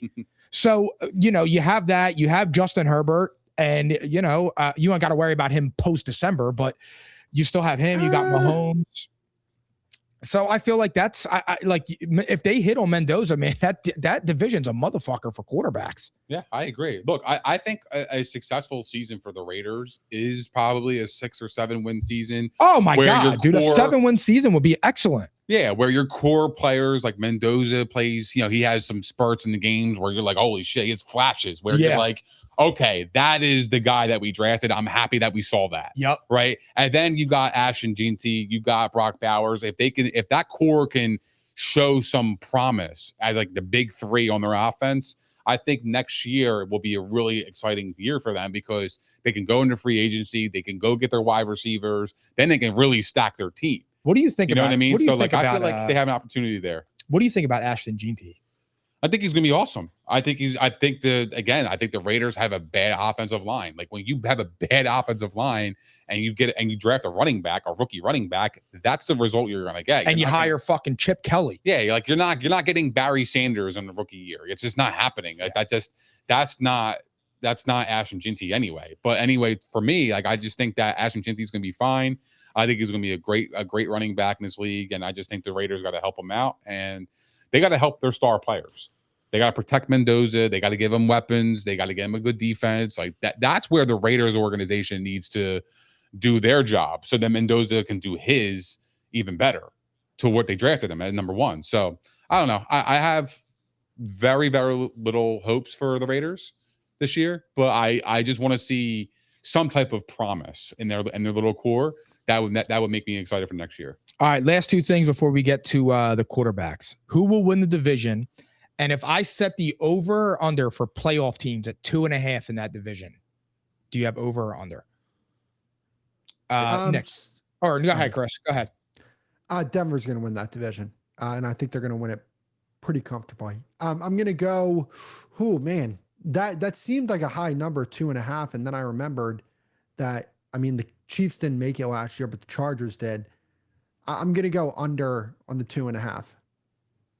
and you think the Raiders and the Chiefs are missing the playoffs. Correct? Yes. Yep. Okay. All right. Nick, what do you got? Look, I'm not counting out the Chiefs. I think on previous pods I was kind of off on them, but as the more I think about it, I've seen this movie before with the Patriots. Everybody said they're old, they're washed, and they came back and they won 12, 13 games, and they were back in the AFC title game before we know it. I feel like the same thing could happen for the Chiefs. I'm not betting against that. I know what the Broncos did in the offseason. I actually like their roster better than Kansas City's. But in terms of quarterback play, like I'm taking Patrick Mahomes over Bo Nix all day, any day of the week. So to me, that's the difference maker. Patrick Mahomes, Andy Reid, Steve Spagnuolo on the defense. Like I'm betting on the veteran presence that they have and the hunger that they're going to have coming from what they discovered last year, which was missing the playoffs. They never done that. They were always a shoe-in for the AFC title game. They missed the fucking playoffs. The I feel Arrowhead like Invitational. I feel like they're going to be hungry this year. I've seen this movie before, and I'm going to rewatch it again. I'm going to take the Chiefs here to win the division. Okay, I just had I just had something to ask you with what you were talking about. You were just saying about you've seen this movie. Fuck. Good? It completely went out of my mind, man. Oh shit. Damn it. All right. I have the Chiefs winning this division this year. Whoa, for real? I have the Chiefs winning this division, and I have under 2.5 playoff teams. And the two teams that I have making the playoffs are the Chargers and the Chiefs. Wow. Oh yeah, you're low on Denver. The reason I might sound fucking crazy for this, and obviously this take doesn't apply if Bo Nix or something gets hurt. I'm saying I think that the Broncos fully healthy are going to be the odd team out. And I'm doing this off of nothing other than reading the lines. A 14-win team that won the division and was the 1 seed is at 9.5 wins when they added a wide receiver that they gave up 2 first-round picks for. And the other two predominant teams in there are at 10.5 wins. The guy's coming off of an ACL, and, it's the Chargers who don't really, they're just always in the fight. But that's where I'm at. I think Denver is going to be in for a rough year based on that line. And I'm either going to look smart or I'm going to look completely stupid, but I think I'll be right. It's an interesting line, man. 9.5 is kind of crazy, though. It's insane. It doesn't make any sense. It is insane based on last year's success. It makes no sense. They didn't get worse. It's not like they lost a bunch. It's not like they lost A.J. Brown. But in fairness, if you watch a lot of Denver games last year, there was a lot of games that went down to the wire that kind of went their way. Exactly. And 9 times out of 10, the that regression doesn't of happen. the means, it comes back to balance. So you might be right on that. 9.5, I think Denver is good enough to get 10. Yeah. I'm completely with you. Yeah. But here's the thing. I think they had like 8 one-score games that they won last year. If you just break that down by 50%, that puts you at 10 wins. That's not counting a slip-up game, which is every team has that. Mm-hmm. You know what I'm saying? Like, it always happens. Like, a team just slips up and they fuck around and lose a game that you're just like, what? Like, the Cowboys last year with the Cardinals. Everybody was like, what the hell? You got the Cardinals running down your throat? Like, it's crazy. And then the Panthers game. So, okay, Phil, can you bring up that image for us? Mm-hmm. Thank you. We are going to go. No, the second one. What's the image? The QB rankings. The QB rankings. It shows the quarterbacks by tiers. It's a reaction to the top 10 QB list by the NFL executive, coaches, and scouts. And apparently, as my friend Chris Broussard would say, they are all developmentally disabled. How great was that, man? Chris Broussard. That was one of the funniest moments on TV ever. I was watching that live, bro. I was watching that live, and I texted this dude. Is the man retarded? Is the man retarded? Well, and then what I love is the apology. And they start talking about how his uncle is. Well, what I love is on the earpiece they said to him, like, "Yo, take that back, man," and he's like, "I'm sorry, my cousin, he's developmentally disabled." And we just had to put him down. And then, you know what? Nick Wright was such a good sport there. He was like, very kind of you. I don't think anybody's going to hold that again. Is the man retarded? Is the man retarded? I want to use that meme for so many things, but I don't want to get banned. Oh man. Retarded's back. You can say it. I know, dude. We are back. We're healing. We're in a healing process. Yeah, I agree. All right. So tier 1, we got Josh Allen and Patrick Mahomes. Tier 2, at number 3, we got Matthew Stafford. Tier 4, we got Joe Burrow and Lamar Jackson. Tier 4, we got Dak, Justin Herbert, Drake May, and Jared Goff. Tier 5, we have Caleb Williams, Sam Darnold, Jaden Daniels, Jordan Love, Brock Purdy, and Baker Mayfield. Tier 6, we have Trevor Lawrence and Mr. February himself, Jalen Hurts. And then tier 7, we have Bo Nix, Daniel Jones, and CJ Stroud. Why is there only one person in tier 2? That makes no sense to me. Okay, Just make it put Burrow and Lamar in tier 2. Come on. I completely agree. I don't get that. I don't know the difference between tier 1 and tier 2. Like, what is the actual, like, what separates them? Oh, I know what that is. That's a love fest. Well, here's the thing. If I would get rid of tier 2, I would put Stafford in tier 1 over the tier 3. Well, and honestly, I'm kind of shocked that Stafford wasn't ranked number 1. Yeah, like what happened, Phil? No, Stafford's in tier 2. Yeah. No, I'm saying I would put Stafford at tier 1 and get rid of tier 2 and then just reshuffle and then renumber the tiers, because to me, like, tier 2, like, what's separating Matthew Stafford and Josh Allen and Patrick Mahomes? Like, what metric are they? I don't understand that. Yeah, because Matthew Stafford just won the MVP. Well, that is what I was saying. So that doesn't really make any sense. Like, and the more I looked at this list, and I know, dude, obviously it's all fun and games, especially with my guy being ranked at 17, your guy being ranked at 1, like, and your guy being ranked at 6. I find, like, when I look through this graphic and I try to figure out why, like, quarterbacks may be listed here or there, I just find, like, it's so inconsistent throughout it. Like, well, I'll tell you this. Oh, go ahead. Sorry. Go ahead. Sorry about that. No. Go ahead. I'll tell you one person who's ranked exactly where he should be, and I'm not going to say your guy. Number 13. Me too. That's I agree. Perfect ranking for Jordan Love. It was the first thing I thought too. I know the Packers fans. Well, look at his EPA. Look at this. Look at that. I watch the games, and when you watch the games, this guy leaves so much on the freaking field, man. Jordan Love. I don't know if there's a quarterback in football that leaves more on the field than Jordan Love. People think that Matt LaFleur is not a good play caller because of Jordan Love. Kris, I am with you 100%. I am the biggest Jordan Love hater. I do not believe in Jordan Love. I think he's widely overrated. I think 13 is probably the proper spot, although I probably would argue that Brock Purdy is a little bit better. I mean, Brock Purdy's fucking awesome. I think we sleep on him too much, but I think the one issue I would have outside of Jalen Hurts being 17, I think that's wildly disrespectful. I don't know what they're measuring in terms of putting 17 in there. I mean, the guy just won a Super Bowl like 2 years ago. There's no way that he's ranked 17th. And I'm not even a Jalen Hurts guy. And I'll tell you right now, I think that's a wild, disrespectful ranking.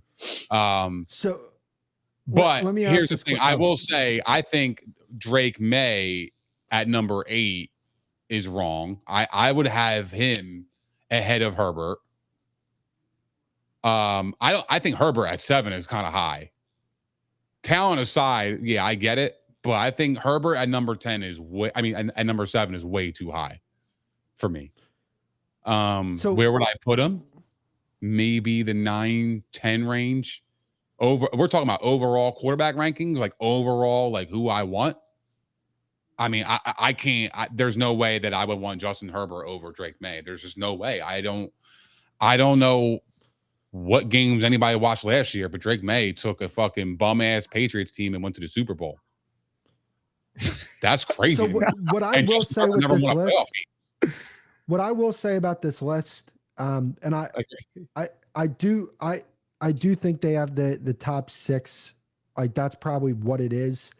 But like, where I have a problem with this, like if we're talking about Jalen Hurts at 17 and Trevor Lawrence at 16, both of those guys I feel like are better than Caleb Williams, Jaden Daniels, Jordan Love, and Baker Mayfield.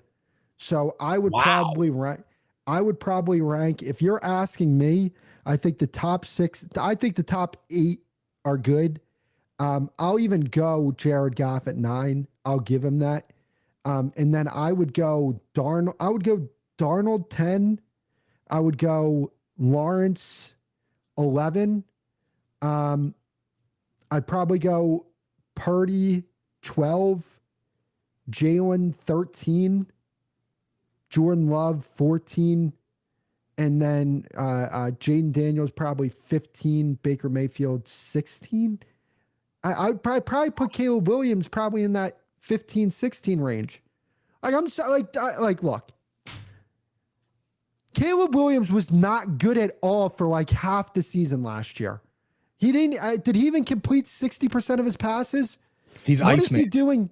What is he doing at number 10? He's not a top 10 quarterback at all. Like he has done nothing. He's done nothing to prove that he's a top 10 quarterback. I agree with that. He's had some. This is what I effing hate so much. We get on Purdy for having Kyle Shanahan as his offensive coordinator. We contribute so much of the success of Brock Purdy to Kyle Shanahan. But Caleb Williams, who is a guy who literally it played well in spurts last year, was because of the offensive play caller that he had. Caleb Williams by no means is a top 10 freaking quarterback. And I've seen people like Colin Cowherd rank him top 3. I've never seen a quarterback. I've never seen a quarterback do so fucking little in my life and receive so much praise. I've never seen it. So I'm all over the board here. Like I would have had Matt Stafford at 1. Joe Burrow is a hard quarterback to put up there because you know what he can do, but like he's not available. And unfortunately, as much as I love Joe Burrow, like that is the most important thing. And for him to just keep occupying that spot, it's difficult. And it's hard with that. And like I said, I see so many inconsistencies. And when I looked at this chart and I started laughing, I'm like, so you mean to tell me that Jalen Hurts is closer to CJ Stroud than he is Justin Herbert, Jared Goff, and Drake May? Like I don't understand that. And Chris, you and I, me and Nick, whoever, I understand that, but go ahead. I just don't understand that. Because the guys ranked ahead of him, like Jordan Love, he's never won his division. Jaden Daniels, he's a third-year quarterback now. His first year, I know, he got on a carpet ride and went to the NFC Championship game, got demolished, by Jalen Hurts. And, when I look at this, I have trouble with it. And it's no shade here, but it's like I'm looking at these guys like Dak Prescott, who I'm a fan of. I think he's a good quarterback. He's been in the league 10 years. He has 2 playoff wins. I understand, but we can't change history. Like for 3 years, he had a top 10 defense. He didn't do anything with it. Like that's a knock on Dak. I know Dak is a very good quarterback. What years? 21, 22, and 23, I believe, or 20, 21, and 22. Here's my problem with, and this is why the whole quarterback wins thing is something that I get a little annoyed with. And here's the reason why. Why is Dak expected to be a top 5 quarterback when he's playing like a top 5 quarterback, right? And he should be expected to do that in the playoffs for sure. Mm-hmm. You just said that the defense in 21 and 23 were top 10 defenses. Aren't they supposed to play like top 10 defenses? Because they didn't play like top 10 defenses when they played in the playoffs. They did not. But here's the reason I hate that argument. Because Dak Prescott in those losses was throwing interceptions in the first quarter and putting his team in holes. And my thing is Nick and I have gone back and forth on this. The offense is still getting the ball. Like if you can't move the ball, that's not the defense's problem. Like I understand you have to rise to that. But my issue with mainly tier 4, here's the thing. And I understand it's not totally on quarterback wins, but Dak Prescott is ranked 6, 11 spots better than Jalen. Dak Prescott missed the playoffs. Justin Herbert played his worst playoff game of his career that first game this year and didn't make it. Jared Goff missed the playoffs. Drake May, okay, you went to the Super Bowl, bro. Kudos to you. I have nothing to say on that. Josh Allen, the last time I saw you, dude, you had a 4 turnover game in which your team lost by 3 points. Like, why are they not getting Matt Stafford, who has all I heard was about the Eagles super team. Matt Stafford has a fucking super team, got bounced. Why are those quarterbacks not dinged for that? Like, with especially with Justin Herbert.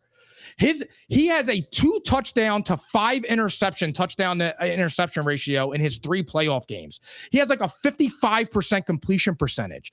His defense is +8 in those 3 playoff games. His defenses aren't the reason that he's losing those games. He substantially has gotten worse in individual play where that winning matters, because those games are all lost on the shoulders of Justin Herbert. You want to say Dak has had bad playoff losses because of his defense? I'm with you on that. That is fair. Justin Herbert, absolutely not. And you can make a compelling argument that if you put Jalen Hurts on that Chargers team when they lost to the Jaguars, Jalen Hurts doesn't lose that game, because Jalen Hurts is better than Justin Herbert when it comes to intangibles and feel of the game. And Jalen Hurts' legs could have been utilized more, because Jalen Hurts is a better quarterback situationally than Justin Herbert. And that is a fair thing to say. You want to say that he's not more talented than Justin Herbert? I'm cool, but there's more to being a quarterback than having arm talent. And the reason the Chargers are losing is simply based on very, very poor quarterback play. And Justin Herbert just keeps getting the benefit of the doubt and the benefit of the doubt. And it's just simply wrong when you have a guy that won 17 straight games, went to 2 Super Bowls in 4 years, and to have him there with Trevor Lawrence, like, you're not going to sit here and yeah, but I don't think this chart has anything to do with wins. But that's the thing. Like, I don't think it does, though. That's the problem I have with the argument, because I think what the NFL executives are saying, because we can say, if Jalen was in that situation against the Jacksonville Jaguars, it would end up differently. But my counter to that would be, would they even be in that game with the Jacksonville Jaguars to begin with Jalen Hurts? And vice versa. But are we 100% sure about that? Are we 100% sure about that? Like, Jalen Hurts. Sorry, go ahead. Justin Herbert, like, I know people like to shit on him for his playoff performances. I remember in that, I think it was the 21-22 season. It was his second year in the league, and they played the Raiders on that Sunday night football game. That was a playoff game. Like, they lost that game. They didn't make the playoffs, right? Justin Herbert was phenomenal in that game. Like, I'm talking Tom Brady in the Super Bowl of 2017 levels of play that we saw from Justin Herbert that night. Like, that's where I kind of push back on the whole, playoff choker thing. It's like, look, he has performed poorly in those 3 games, no doubt about it. But I did also see him, he put his team in a position to win that football game. He was outstanding that night. But so Chris, Chris, here's the issue with that, though.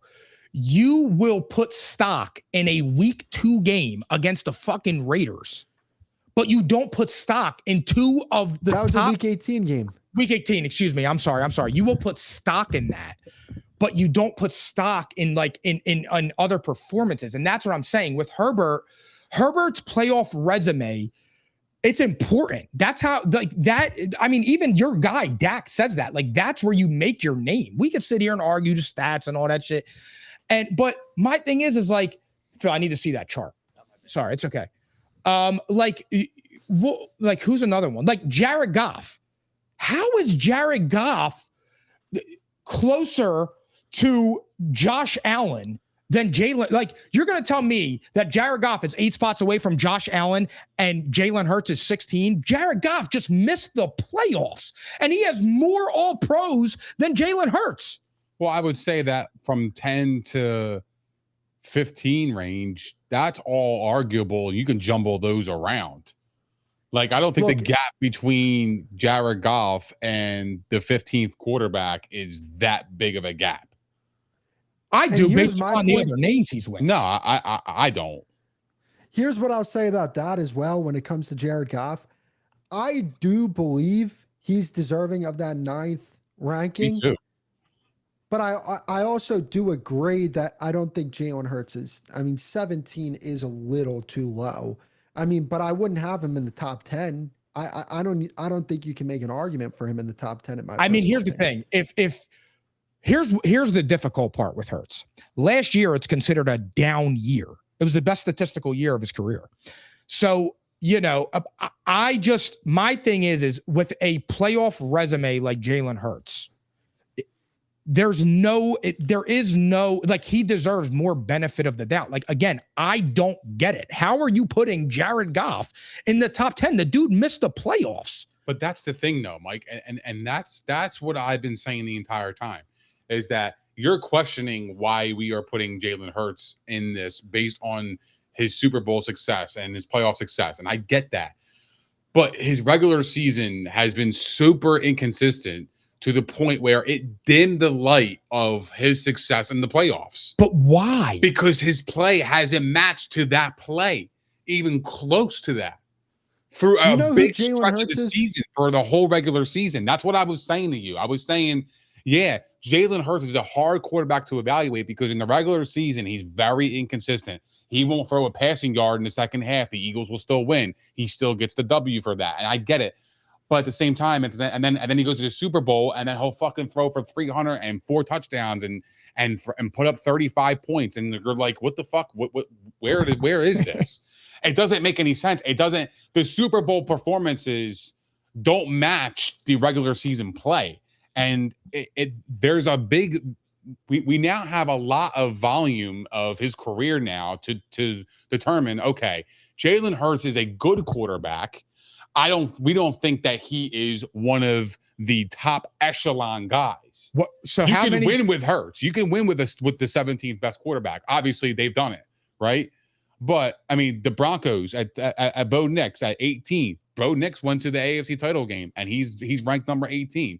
Like, you could still win with those guys. It's not that they're bad quarterbacks. It's just the upper echelon guys are eye test week in and week out. They're they're gonna light it up. But my thing is Josh Allen and Justin Herbert had the same stats as Jalen Hurts this year.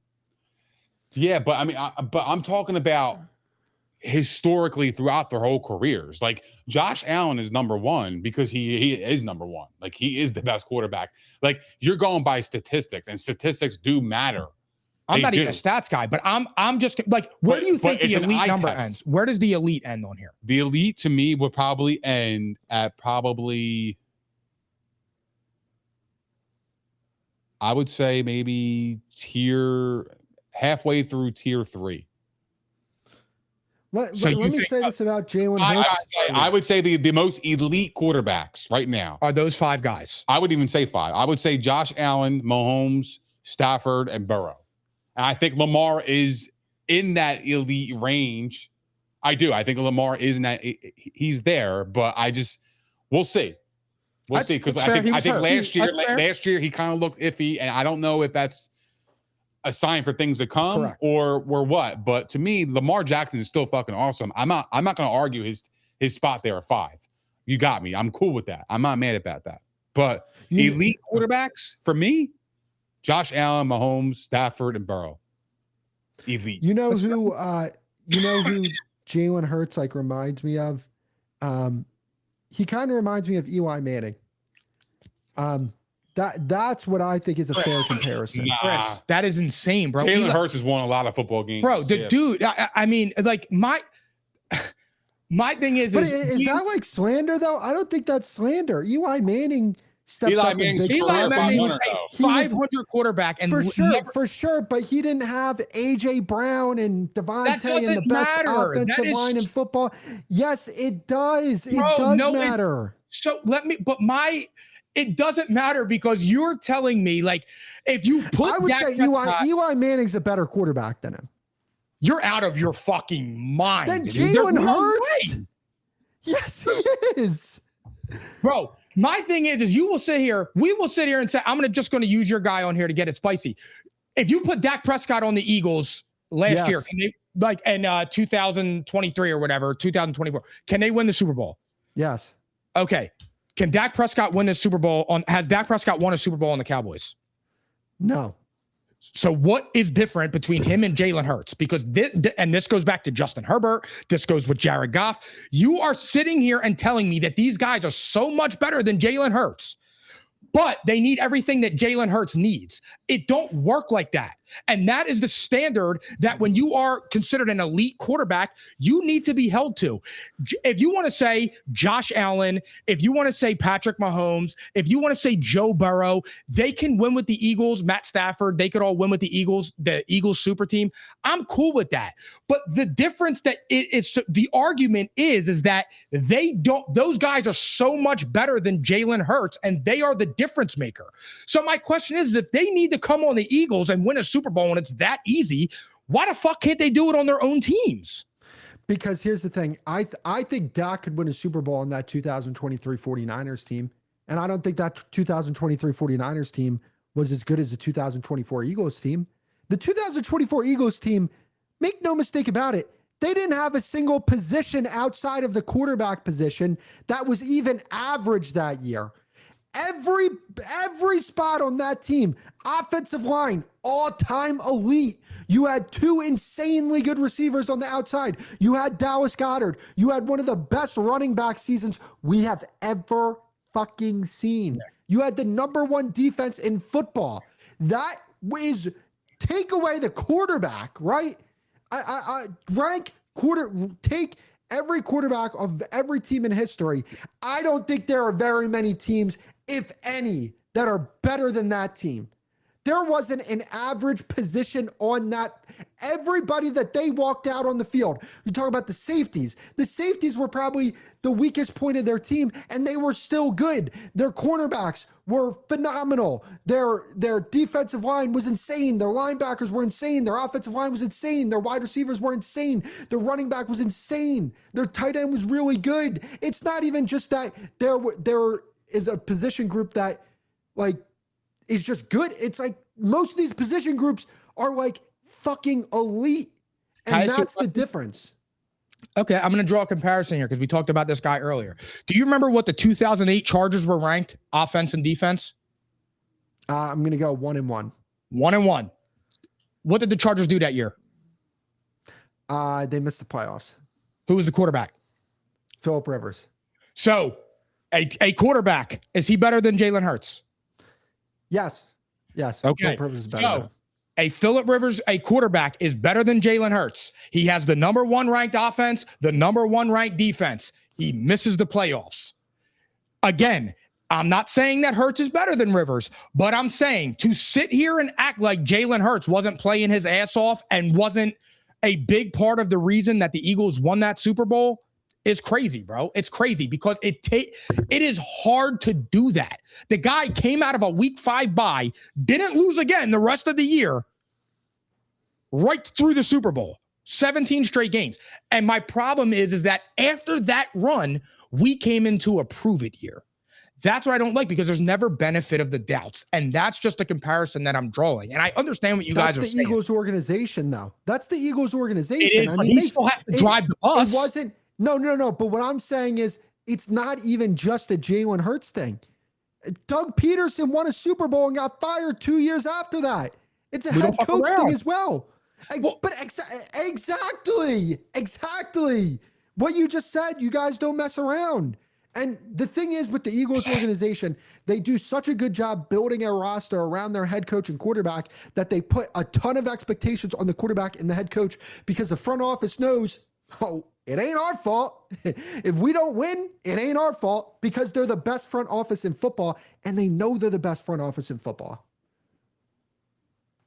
What else? Any more? I can't read it now. I actually want to ask you a quick question. Why do you hate Caleb Williams so much? So here's the thing. I actually don't. Like when he was coming out of USC, I'm like, dude, this is the best quarterback prospect we've seen since Andrew Luck. My thing with Caleb Williams is that, like, when you look at what CJ Stroud did his rookie season, CJ Stroud was much better than Caleb Williams was last year, right? What? You look at what Jaden Daniels. Yes, he was. Yes, he was. CJ Stroud last year was better than Caleb his Williams. rookie year. His rookie year. I would agree with bro. that. Okay, Yeah. I'm with you on that. No, I thought I heard wrong, bro. What is it? Jaden Daniels, his rookie year was much better than what Caleb Williams was last year. And I just feel like the way people look at Caleb Williams is that he's a top 10 quarterback when he's not at all. There's nothing that suggests that he's a top 10 quarterback. He just makes wild fucking plays. I haven't seen bro in a while, but that boy wild. I'm not in a rush to. But look, the thing is, I feel like Caleb Williams is not a complete quarterback at the current moment. Yes, the potential is there, and I feel like a lot of this is projecting, but projections and potential is just shit you ain't done yet.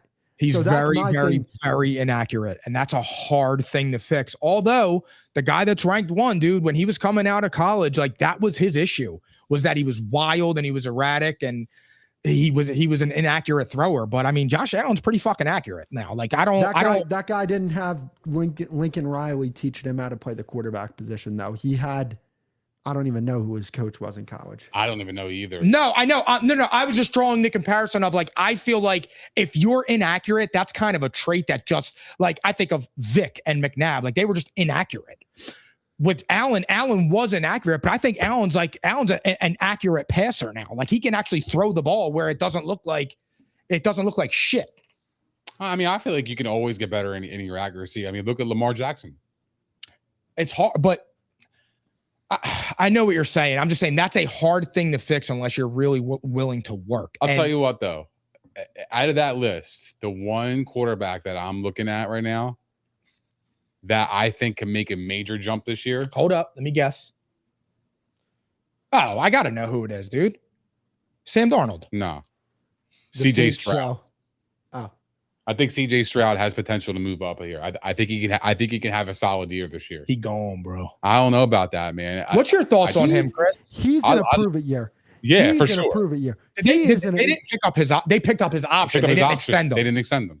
They haven't extended him yet. What a fall from grace, man. I honestly think that's good for Houston though, because you don't got to pay him up front. You get another year of hey, is our investment worth it? Is he our franchise? Like, we have a great defense. Can he get us to the Super Bowl? Can we do all these things? Like, I feel like for me, like CJ Stroud is in a great position, and I feel like so is the Texans. They're able to stack their team and have a rookie, a quarterback. That's on a good way to look at contract. I think it's a great thing for both parties for this year coming up. You know what I mean? Especially dating from their success last year. You're excited as a Texans fan. Here's what sucks though. Say CJ Stroud goes out, he throws for what's an average? 3,500 yards, 3,000 yards is like an average quarterback now, around 3,500. He throws for 3,500 yards. He throws for 26 touchdowns and 9 interceptions. They win a playoff game, maybe 2. Are you comfortable giving CJ 55, 60 million because that's what he's going to command? Yeah. I mean, look, if he showed me consistently all year that we didn't lose because of our quarterback, and even in the playoffs, like it depends on how you go out in the playoffs. He too. was like rough last playoff. But if I'm just saying, it depends on this year how he goes out in the playoffs if they were to make it that far. Like I'm piggybacking off your example. You're saying that okay, he wins a playoff game. Say they go in the wild card round, they upset somebody. They upset the Bills, right? They not beat in the wild Bills. card. You're not beating Josh in the wild card. I'm just saying they upset the Bills, right? In the wild card. Now CJ Stroud's name's getting hot. It's getting hot, bro. Like he got him to the playoffs. Now he won a playoff game. Now this is his moment. If he wins that game, the divisional round, you have to pay him. Here's the problem. There's nothing you could do. But if he loses the divisional round, it depends on how he loses. If he goes out like he did last year, I think the Texans would probably move on. Oh, yeah. But now, if he goes out and he throws 3 touchdowns, 4 touchdowns, has a pick, maybe it was the dagger in the game, and he threw for like 250, but he looked excellent. He just made that one mistake, and he lost the game. I think he's coming back. I think they would be like, okay, he's worth it. It's hard, man, because when CJ Stroud was a rook, everybody after that season was saying top 6, top 7, and I was one of them. I thought he was. He was one of them. I thought he was. He said it. Yeah, he did, bro. Yeah, he was better than he was. Top 5. He went on a fucking world tour in Japan with Micah. Yeah. But my thing is with CJ, and what gives me pause is we went from people proclaiming him like the next big thing. And I learned my lesson with Stroud. But we were proclaiming the next big thing, blah, blah, blah. And then next thing you know, like over the past 2 seasons, bro, you can make a compelling real argument that Bryce Young has been better. And it's crazy to say that. That's not a crazy take. That's not a crazy you can take. really say that. And like we make the joke all the time, like Bryce was hooping a little bit, but he was kind of hooping. And especially in comparison to CJ Stroud, like if you're the Panthers in that rookie season and you see CJ Stroud, you're like, fuck, man, like we should have ignored that wonder lick where this bozo got a 3. Now you're looking and you're like, oh, well, maybe we didn't come off that bad. And I feel like the Texans or the Panthers, if for some reason Bryce Young and CJ Stroud this year hit like a good year, and like I said, they win the division again. Well, the Panthers win the division, and you're forking out Dak money or anywhere near or Jalen money, that 50 to 60 range. Like, I think that is suicide. I don't think they're getting that though. I think they're getting Baker Mayfield deals. I think they're getting Sam Darnold deals. 3 for 100. Yeah, like I don't think. Yeah, because I don't think I just don't think they're going to command that kind of money, and I don't think that there's going to be a market enough out there that's going to warrant them to get that money too. You got to have a market too, though. You got to have another team willing to pay that money, bro. Like you will get a Cardinals team for sure. Yes, but a Cardinals team might look in the draft and not spend $50 million on a quarterback because we just learned that from Kyler Murray. Well, this is also a loaded. Well, that's a very, very good point. I think it matters situational. This is a strong Chris. You're a big college guy. This is a strong QB class for the college for next year. Oh yeah. I mean, Dante Moore. That's where the Cardinals. That's where the Cardinals could, opt. Like fuck CJ Stroud. I'm gonna go get a rook at probably picking 3rd. I don't think CJ Stroud, regardless, if he has it in a year, like I don't know, 40 touchdowns and 5,000 yards, yeah, he's gonna get the money. Oh, well, that's a lot different, bro. That's a lot different. But he ain't doing that. But if he has a middle of the pack year, I think he's getting 3 years, $120.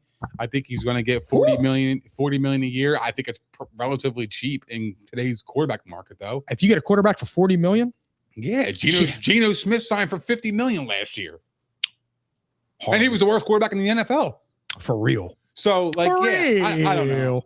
Yeah, for real.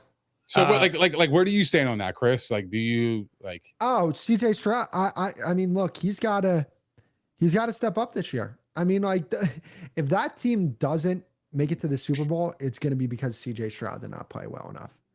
And at that point, if you feel like that team, feel like you have a Super Bowl roster, and your quarterback's holding you back, you can't keep holding on to that quarterback. That's just the way I feel. How do you get better at that position? Like there has to be somebody else available at the time that your quarterback's contract's expiring, where it's like you got to make a hard decision. Like they should trade for Tanner. They should. I think he lighted up over there for real. For real. Did you guys hear that? What the hell was that? it was the thing on my. It sounded like you were queefing. Queefing is crazy. Sound like you were queefing. I may weigh too much in a week. Must be 250 at least. Like the money just came in last week, or whatever he said. I don't have much else on the quarterback thing. Do you guys have anything else? I do got one last question before we wrap up. All right. Out of that graphic, yeah, what is the one quarterback that you feel got left out? Or that's a great question. Or which quarterback do you think after week 1 will supplant in the top 20 that's not in there now? Rodgers. Oh my God, dude, good one. Yeah, he's not even on there. I'm gonna go with Kyler Murray. I'm gonna go Kyler Murray. Did he say Shedeur Sanders, by the way? He did. He's delusional. No, I'm fucking smart. I'm smart as a whip. I'm smart as shit, to be honest. No, I think it's Kyler Murray for me. I think Kyler Murray. And look, I get it. I'm not a biggest fan of him at all, but the situation that he's in, it favors him, bro. Like he's got Justin Jefferson, he's got Addison, he's got Hawkinson. He's got a really decent Vikings squad, and he's got Kevin O'Connell calling the plays and being the head coach of that team. Like, I feel like that's a good fit for a quarterback trying to prove himself. I mean, look at Sam Darnold, dude. Sam Darnold was fucking awesome in Minnesota. He leaves there, and Minnesota got worse. They need a quarterback, and I think they actually have a decent quarterback in Kyler Murray. Like, I feel like he can elevate that team more than they were last year. Well, they won 9 games. That's right. I think the Vikings. Trash. I know. I think the Vikings are pretty slept on. I actually was being dead serious when I said Shador. I'm not capping. You guys know I'm a big Shador fan, and I'm going to continue to believe in him. And I actually really like the hire of Todd Monken. I actually think Cleveland got a good head coach. I think they got an adult. They got somebody who's got a lot of experience. He learned under John Harbaugh. I think that, they added Conception. They added Boston. Another year of Quinshon Junkins. You got who's number 44 for that tight end? Charles Fannin. Like, I mean, they got a good defense. Like, I feel like they could have some juice. Bro. They're gonna be fucking ass. I don't think so. Hey, I don't guys, think so. Real quick, the Browns are gonna be ass, though. Not if they start Deuce. So my laptop is about to die. We're done anyway, dude. It's all good. Cool. It's all good. Yeah, I appreciate Chris. Right, thank you so much for hanging out with us, bro. Yeah, I appreciate it. We'll do it again for sure. Yeah, we'll definitely do this soon. Definitely when it's Cowboys week. Oh yeah. Oh dude, because I'm getting a house down there in August, so you guys are welcome down whenever. Oh hell yeah. All right, cool. Try and get like a little bit of a setup down there, maybe, but yeah, you guys are all welcome right, cool, down man, whenever. for sure. Good, thank you for hanging out with us, man. That was a great episode, dude. I appreciate it. I'll talk to you soon. Take it easy, gentlemen. All right, well, that was fun. Good ass. That was a good time. Yeah, he's cool peoples. So yeah, that was it. Oh shit! I thought we were done. I'm sorry. That concludes episode 278. I'm sorry. We'll be back next Tuesday or Wednesday. Hope you guys enjoyed. Peace. I'm caps lock different. It's facts, not fiction. Said I black out for real, then the track gone missing. If it's cap, I'm dipping. We ain't talking about a move, then it's flatline finished. When I spaz, I'm grinning. Put a peel off in the Sadies and I pass by spinning. It's perks with this life, but I don't have my skinach. Took a quick trip and now I'm back home winning. And I see they eyes pop like I snack on spinach. Pull up to the spot, she tryna grab my digits. I'm already 8 shots, a Henny past my limit. Here you go. Hazards with a dash full of tickets. I'ma act like I don't see them. I got bad eye vision. Y'all can't pass my scrimmage. While y'all tripping, it's Aruba.